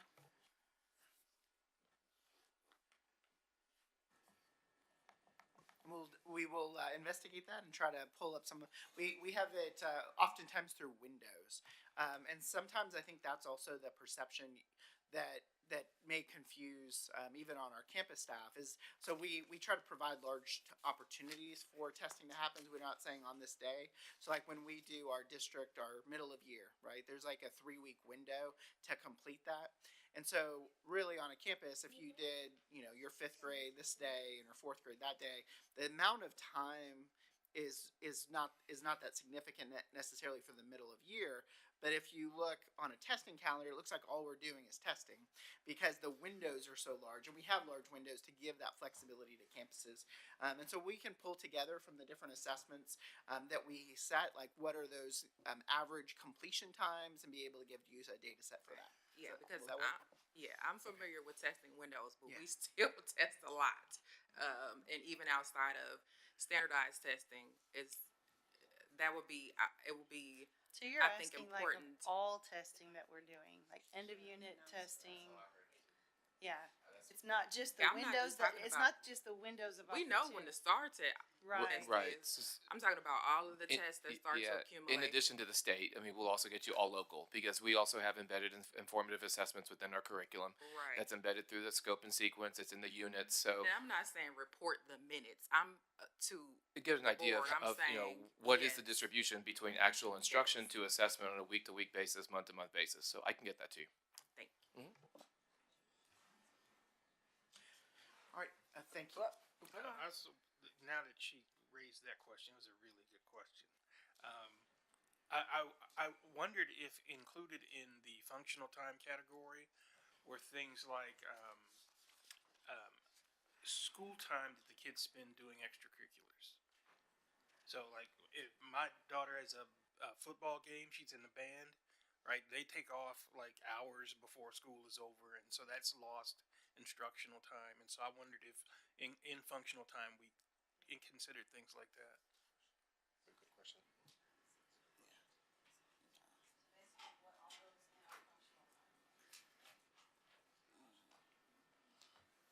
continue doing exactly what we want you to do. Just look at the data, have it tip your eye to that, and look into it a little deeper to see if you need to adjust anything. Perfect. Thank you all very much. Oh, was there another question? I'm sorry. No.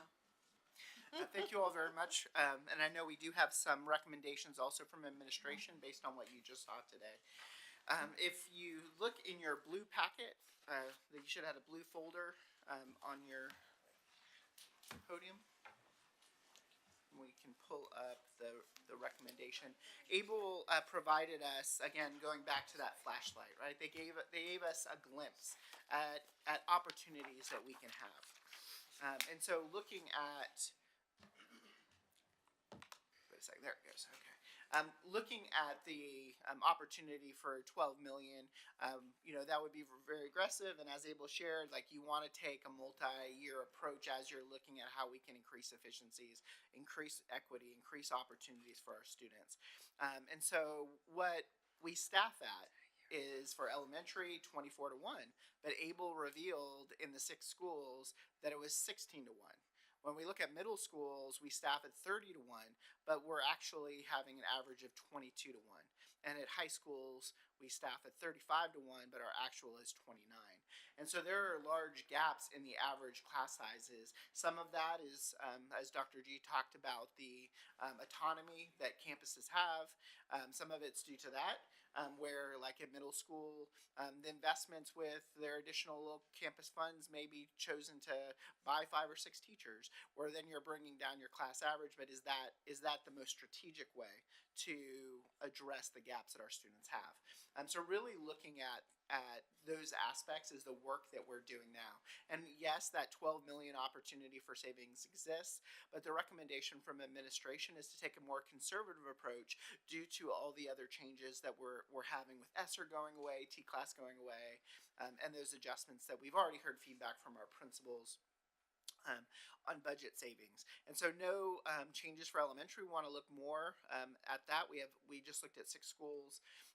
Middle schools, there is opportunity there. We already talked about removing the block scheduling.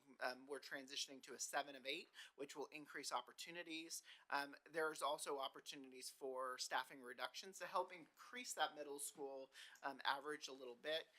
So that would amount to almost 900,000. And then at high school, we want to continue to allow that flexibility for our high schools of having 6 to 8. They are moving away from the block schedule, but there has on some of our schools that focus with the core teachers and providing the opportunities in the STAR tested areas to have a PLC period in addition to their conference period. And so there's still that flexibility for some to have 6 of 8 and others to have 7 of 8. And the opportunity for us to save about $1 million there. So a total cost savings of 1.9. And this is based on our average overall district calculation, average teacher salary. So can I push back a little bit? And I only ask this because obviously we wouldn't want to just carte blanche, just make all of these changes at once. But wouldn't speeding up some of these changes create some of those efficiencies that we're going to need because we have less staff upcoming, some of the changes that we're making? So why wouldn't we want to maybe push a little bit more on some of the changes? And so that is an opportunity for the board if we could move forward with a more aggressive implementation over the multiple years. I know one of the things the board, as we spoke in administration and we looked at, one of the charges the board gave us was as we look at cutting campus, we equally cut central office. And so those were some of the decisions in being more conservative here to make sure that we weren't exceeding that number. What's the reason again for standing pat in the elementary schools? Because it looks to me like there's a larger, maybe I'm reading that wrong, but there's a larger opportunity there. And so with the elementary schools, we have some changes coming with, due to ESSER and T-class, with the instructional coach positions, and some of those interventionists and some of those other positions where those dollars are disappearing, that we're already having some changes in what that instructional day looks like. And so there is, that's one of the concerns, is how much change in a system do we want to push? There's definitely opportunities. We have the $35 million that we're trying to close, and even at where we are today, we're still far from that. There's a lot of opportunity here to be able to increase that. One of our focuses has been working with principals and helping to support and guide them in how to implement that master schedule and make those choices. So it goes back to that direction with the autonomy. Our high schools, one of the reasons you see high schools so different, that number's larger. With high schools, we give 35 to 1. And I know Ms. Westbrooks can speak more to this, but we give 35 to 1, and then we put CT on top of that and PVA on top of that. And so there is more opportunity in high school, even though that is less. We're mostly looking at the comprehensive schools.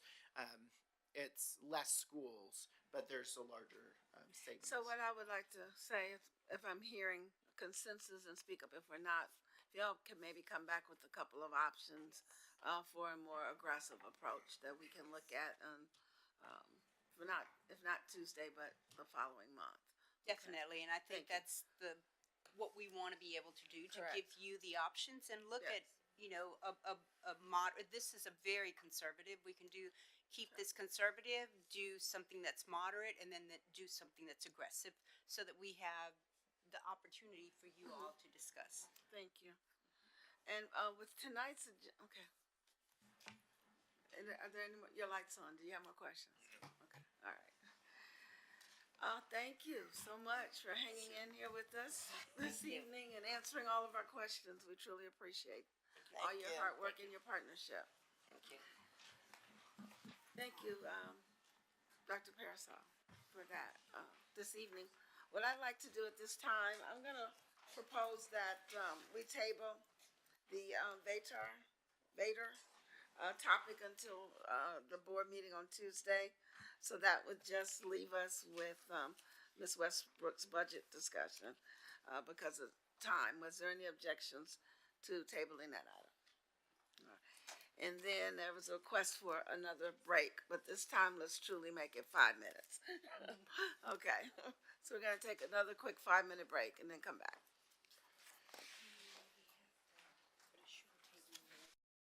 Policy. No, that won't take long.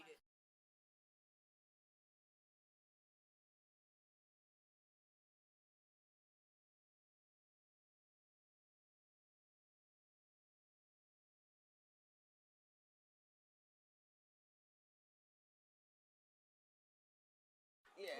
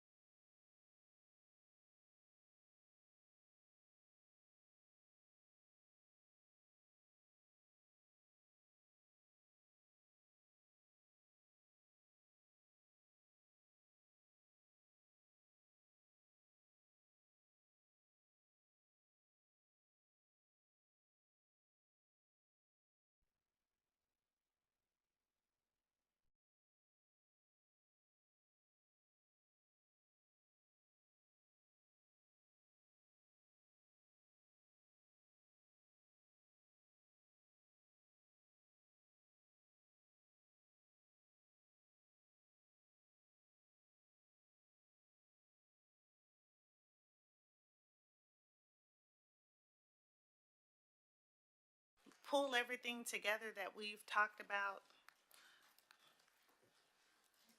thus far? No, not everything. Can you just advance? It's just one slide. There we go.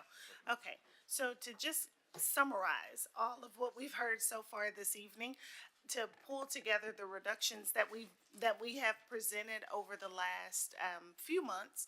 So first and foremost, we know we started off in the 23-24 budget year with some reductions that have already been approved and implemented to the total of 9.2 million. And we know of that 9.2 million, 1.7 or 19% of those reductions came from central office. Thus far, the proposed reductions for 2024-25 total $10.3 million, and of that total, just under $3 million, or 29%, is central office reductions.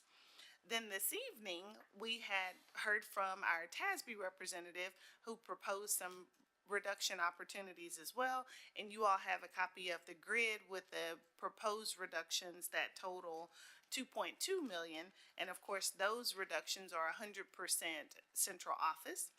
And lastly, what Dr. Parasol just shared with us at the conclusion of the ABLE presentation was a recommendation to slowly begin the implementation of ABLE's recommendations, starting with middle school and high school, and the potential savings there is 1.9 million, and of course all of those are related to the campus level.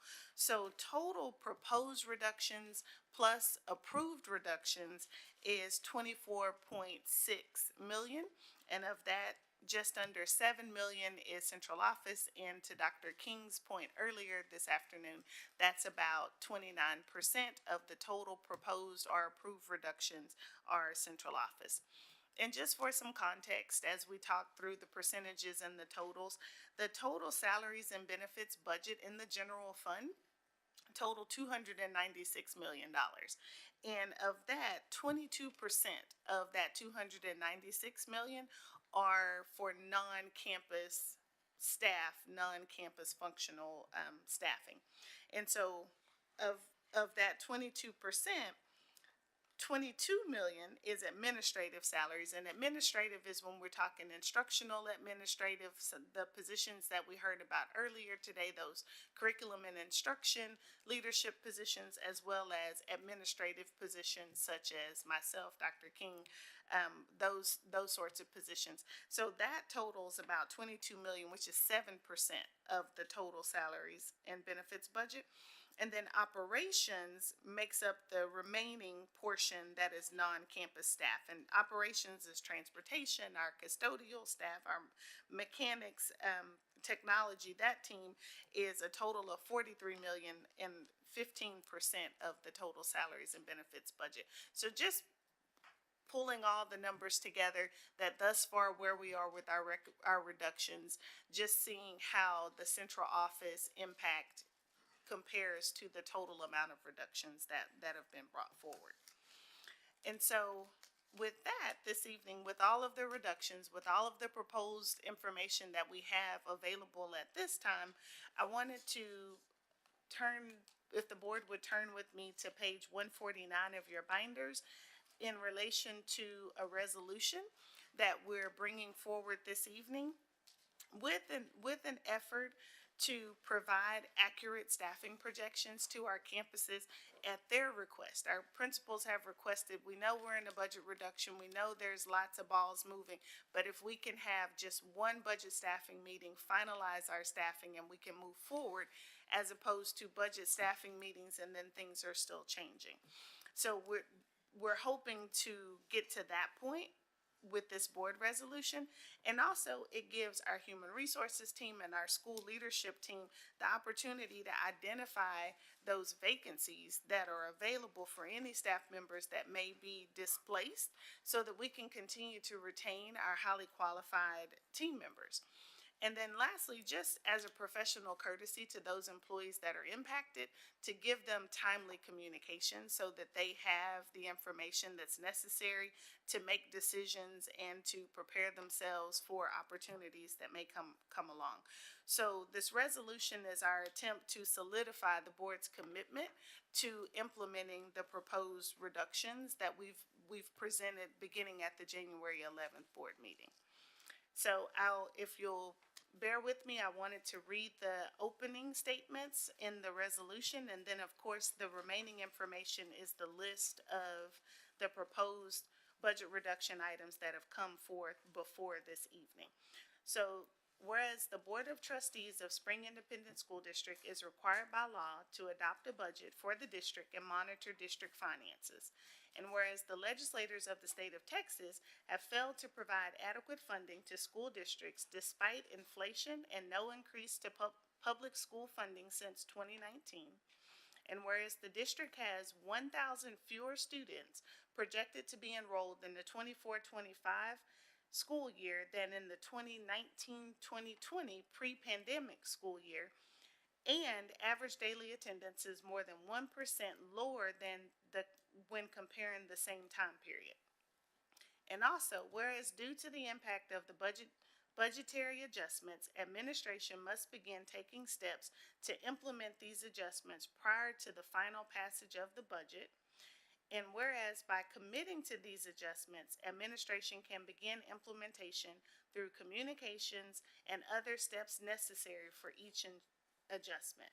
And it goes on to say, therefore be it resolved, and it lists the 24 items that were originally presented at the January 11th special call board meeting, and then again some follow-up information was brought forward between January and February, and then this evening we're asking for that final commitment from the board.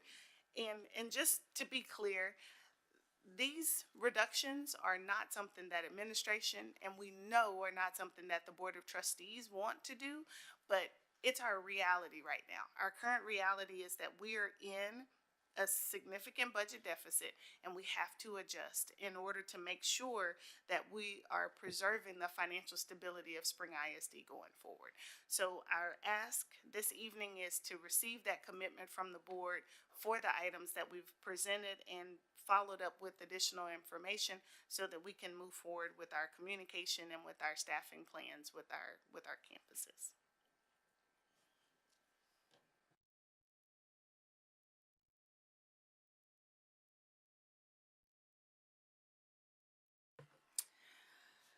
Okay, so I realize you all just received this, so you haven't had a chance probably to dive into it deeply. So are there any questions?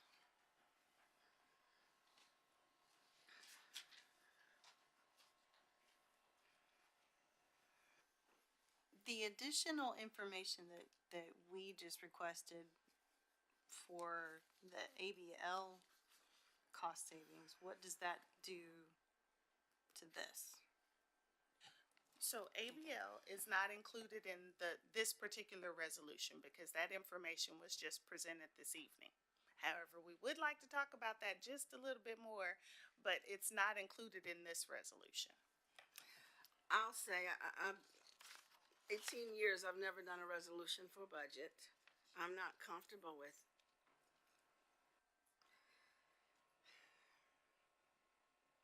What if some of this doesn't pass? It's kind of like putting a cart before the horse. I really need, and I'm not disputing anything that you presented, Ms. Westbrooks. It is our reality. We have cuts to make. We need adequate time to prepare for those. But moving forward with a resolution from the board ahead of approval of a budget is not something I'm comfortable with. I have a question. In I believe our January budget meeting, Mr. Binkley, do you recall in terms of staffing, we talked about the latest date staff will have to be notified? And you might not have it off the top. I don't recall, but of course, for any Chapter 21 contract staff, we have to let them know at least 10 district business days, 10 days prior to the last instructional day, not business, just calendar days. At will staff, we have more time, but I think there's, also the professional courtesy of letting people know as quickly as you can. What I'd really like to do is it's late. We've gotten a lot of data tonight. Can we have time and vote on it on Tuesday? That'll give everybody an opportunity to process, think about it, which is our normal procedure. So I'm wondering about what's the utility of the resolution? Like, how does that help us? So originally, when we met in January, and all of the proposed reductions were laid out and explained, we were seeking nods. And we were asking for those nods at that time so that we could do just what I mentioned earlier, begin our budget staffing meetings, begin communications, start to very strategically figure out where we can place our employees.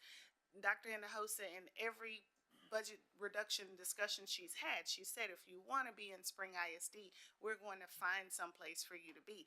That takes time, and it takes a methodology to do it right. And so we're trying to do things the right way. And in order to do it the right way, we need time to do it the right way. And so that's what we've been asking for is, can we get that solidified commitment that says, yes, we can move forward with these items so that we can communicate, find those vacancies, do the budget staffing meetings with our campuses, and give them some assurance of what their staffing will look like next year.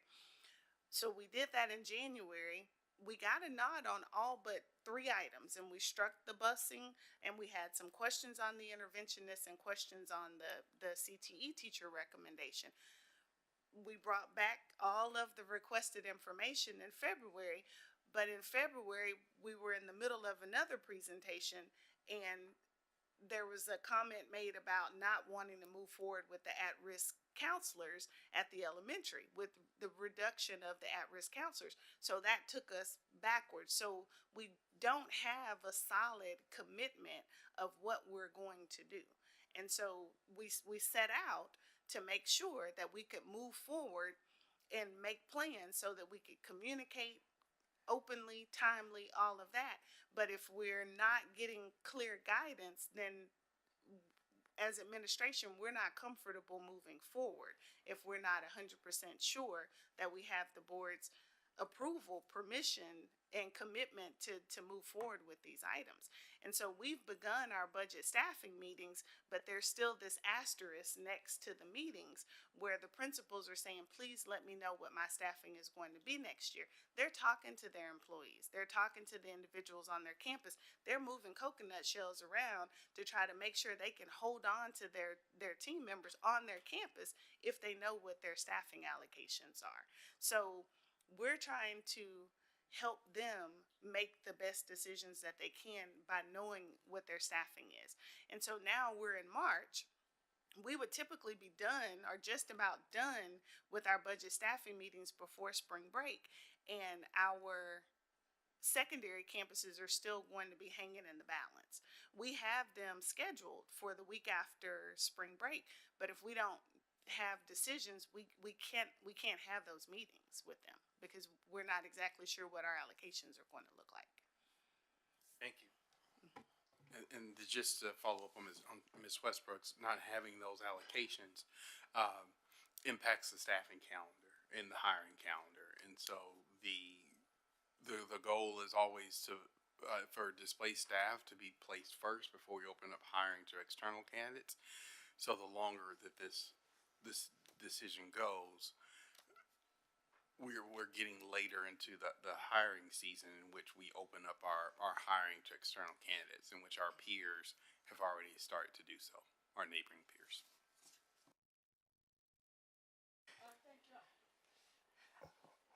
I'm comfortable with this. I don't see anything that we haven't discussed ad nauseum. And I really appreciate your reasons why we have to do this, why we're in this position. So I think it's well stated, and I'm ready to go. I agree. And we want to be out there competitive. We don't want to be behind our neighbors as we're out, whatever we do. So let's be prepared to vote on this on Tuesday. Unless there's any other objection. Does Tuesday give you enough time to do what you need to do? There you go. We're out of school on next, that's 2 business days. Well, we're not meeting next Tuesday. But yeah, but there's only 2 business days. It's Friday and the 18th. As far as We would vote on the 19th. Trustee Durant, because that was a great question. As far as the placing staff and getting to hiring, Tuesday is fine because that fits with our staffing calendar. The problematic piece is the ABL recommendations, because to have those meetings starting the Monday after spring break, our budget team needs to start tomorrow to calculate all of those secondary sheets and get them to the principals. So if we don't know if we're doing on the ABL recommendations until the Tuesday after spring break, that does present Do you have those to present to us tonight? Well, it was originally it was what Dr. Parasol brought forward. And so, They've asked for additional information, that's my point. correct. So, we will work with what we have. And so it does, for our secondary campuses, particularly with the middle schools, we can't have budget staffing meetings the week after spring break. So that would push us a minimum of a week to 2 weeks out later. So they'll get their staffing early April, and we'll be able, because we have to create the staffing, then we have to give it to them and give them at least a week. That's always been our commitment. Give them at least a week to have it in their hands so they can work with their leadership teams, because the principals, they are coming into their budget staffing meetings ready. They are prepared. They know what their dollars are. They know who their people are. They know what's going on with them. So we're trying to meet them halfway. So if where we are is that we come back on Tuesday, then we make a decision on Tuesday, we start working on those, and it just pushes us a good solid, if you don't count spring break, it pushes us a good solid 2 weeks out. If you count spring break, 3 weeks out. And I appreciate that, and I understand why you're asking and the urgency of it all. But I also have to be cognizant of what we've asked the board to do. We've got a staffing review data we received tonight. We have the ABL data we received. We have the budget data. We had a big binder for a hearing we had earlier. There's a lot of data that they received less than 48 hours ago. So I would just like to do what we normally do. I don't want to step out of our normal procedures. We receive data on Thursday, we vote on Tuesday. So let's follow our normal procedure. And we'll look at the resolution on Tuesday, and that gives people more time. I'm going to be honest with you, it's been 48 hours. I myself, with the meeting earlier today, threw me behind, and I haven't even gotten through all of the data myself, so. Understood. Yeah. And the data that's in the resolution was presented on January 11th. The ABLE was presented this evening. The staffing data we've been Yes. waiting on since January. Yes. We received this evening. And Well, so what we'll request as well is, with that timeline, the earliest we could get numbers, unless we do a special call budget session at the end of April, will be at the May board meeting, because we have to finish the budget staffing meetings to actually develop the numbers that we bring forward to the board. So we would bring numbers, real numbers, for the first time at the May board meeting. well, if we have to have a special call session, that's what we'll have to do to make sure, we support you guys. But I don't want to give the body data and then 48 hours ask them to make this kind of decision.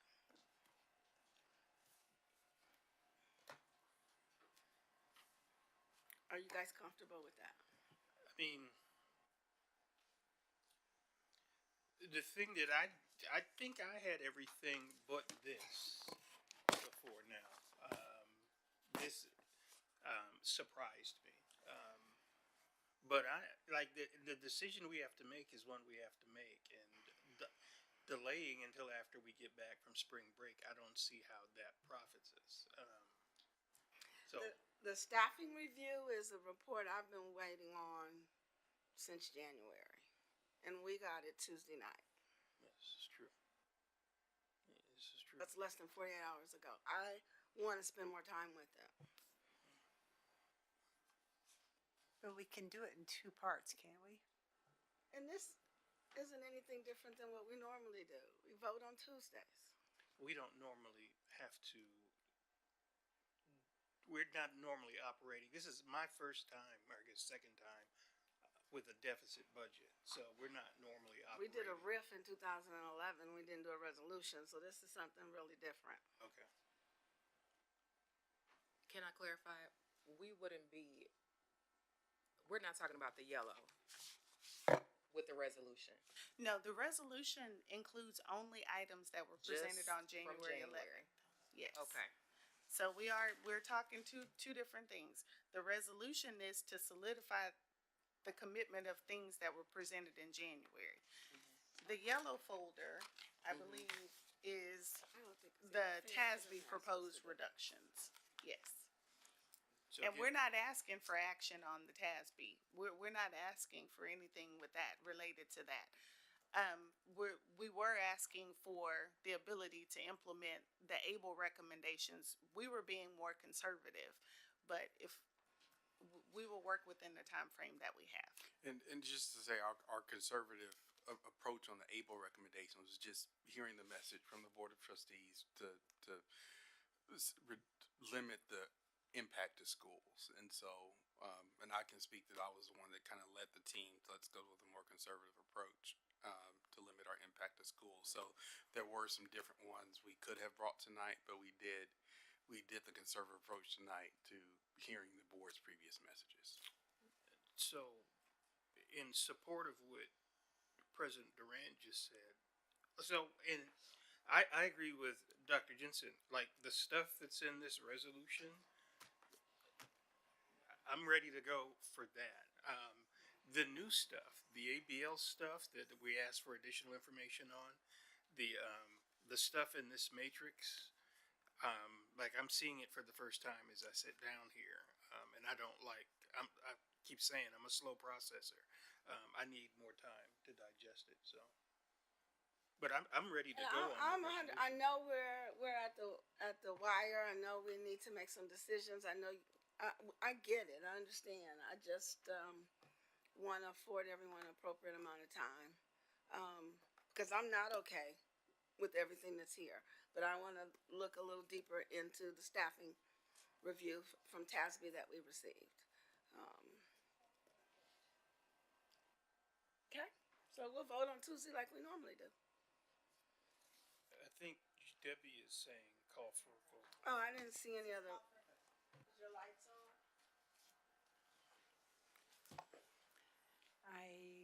It's been a couple of years since I've done parliamentary procedure, but I know we can call for a vote. Just stop the discussion and then call for a vote, if it's okay with everyone. So just to clarify, everything on this list is what we had already given a nod to once before. Okay. Board members, I think I've heard two different things, and I just want to clarify. So the more conservative 1.9 ABLE recommendations, are they in the resolution or not in the resolution? They are not in the They are resolution. not. Okay, I just want to make sure for the record. Okay. Thank you. What's in the resolution are the items that were presented at the January 11th meeting. And then subsequently, additional data has been provided between then and now.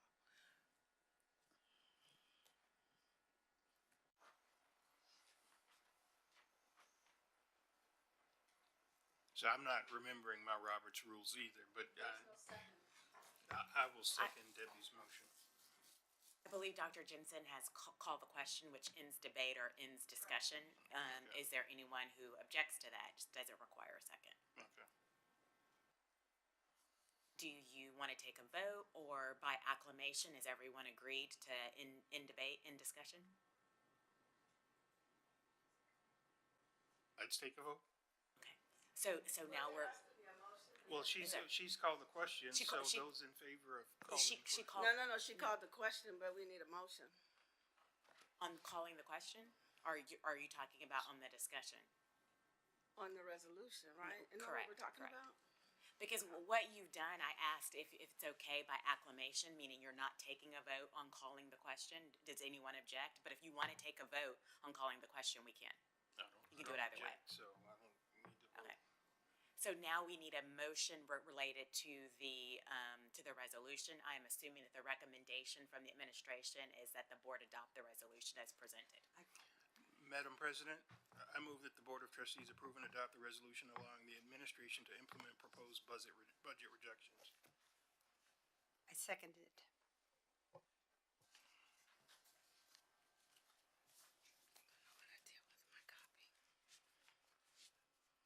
It's been moved by trustee Adams and seconded by trustee Jensen that the board approve the resolution as presented.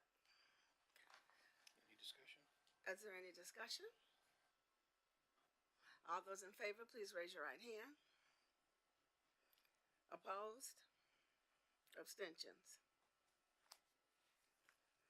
Motion carries. Did you vote? Opposed? I'm Are you- opposed. Okay. Motion carries. Thank you. And as far as that, now that the resolution is out of the way, as far as the ABLE recommendations go, we will provide in tomorrow's board update some additional recommendations that we had prepared that are a little bit more aggressive. So that'll be linked to the board update that you receive tomorrow. So you'll have that information to take into consideration for that Tuesday evening vote. Thank you.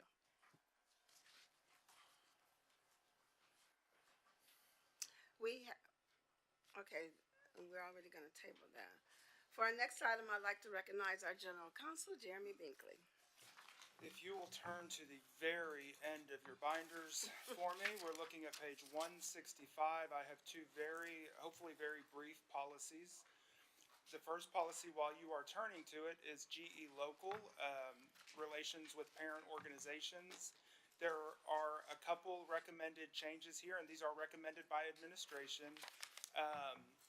For additional reports that parent organizations will provide to the district or to their campus, just to help maintain sufficient oversight of these organizations while still maintaining arm's length. As we remember, PTOs are arm's length, they are separate organizations. We have to be careful how much control we attempt to assert over them, but one of the things we can do is require that they provide certain documentation to the district to continue operating in that fashion. And so these will just allow district administration who oversees these organizations to help continue to do that in an effective way. One of the other recommendations is there is a limitation on district employees holding the role of treasurer in these organizations. The recommendation is that we also add the role of president to the prohibited offices for a district employee, just because the president of the PTO has significant authority over the organization's spending. And that's the concern here, that district employees should not have authority over the organization's spending. That was a long way of saying some really short changes. Do y'all have any questions? Yeah. And if you look at page 167, the very last page in your binder, one minor change, as the board knows, the Community Engagement Committee is no longer, and we have a new Data Analysis Committee, and so this change simply reflects the practice of the board and the current committees.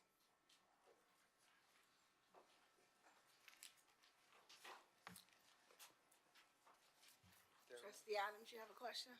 No. If there are no questions, I am finished. Are there any questions? Thank you, Mr. Binkley.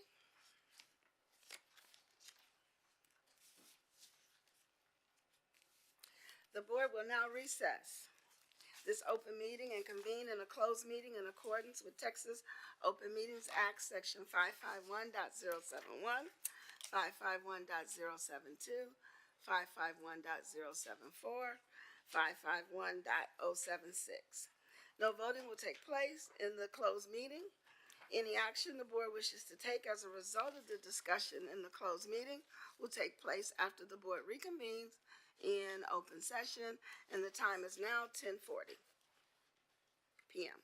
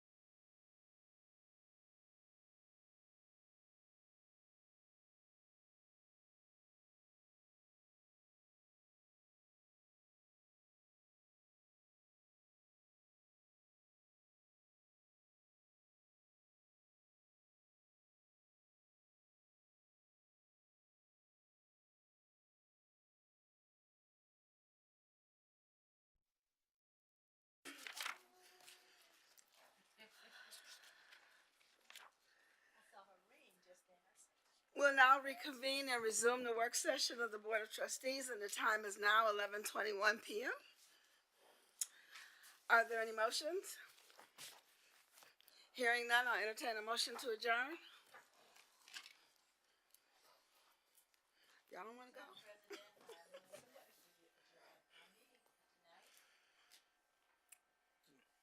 She didn't press her microphone. Madam President, I move that we adjourn our meeting for tonight. Second. It's been moved by trustee Newhouse and seconded by trustee Adams that we adjourn tonight's meeting. Is there any discussion? Hearing none, all those in favor, please raise your right hand. Opposed? Motion carries unanimously. Tonight's meeting adjourns at 11:22 p.m. Happy spring break!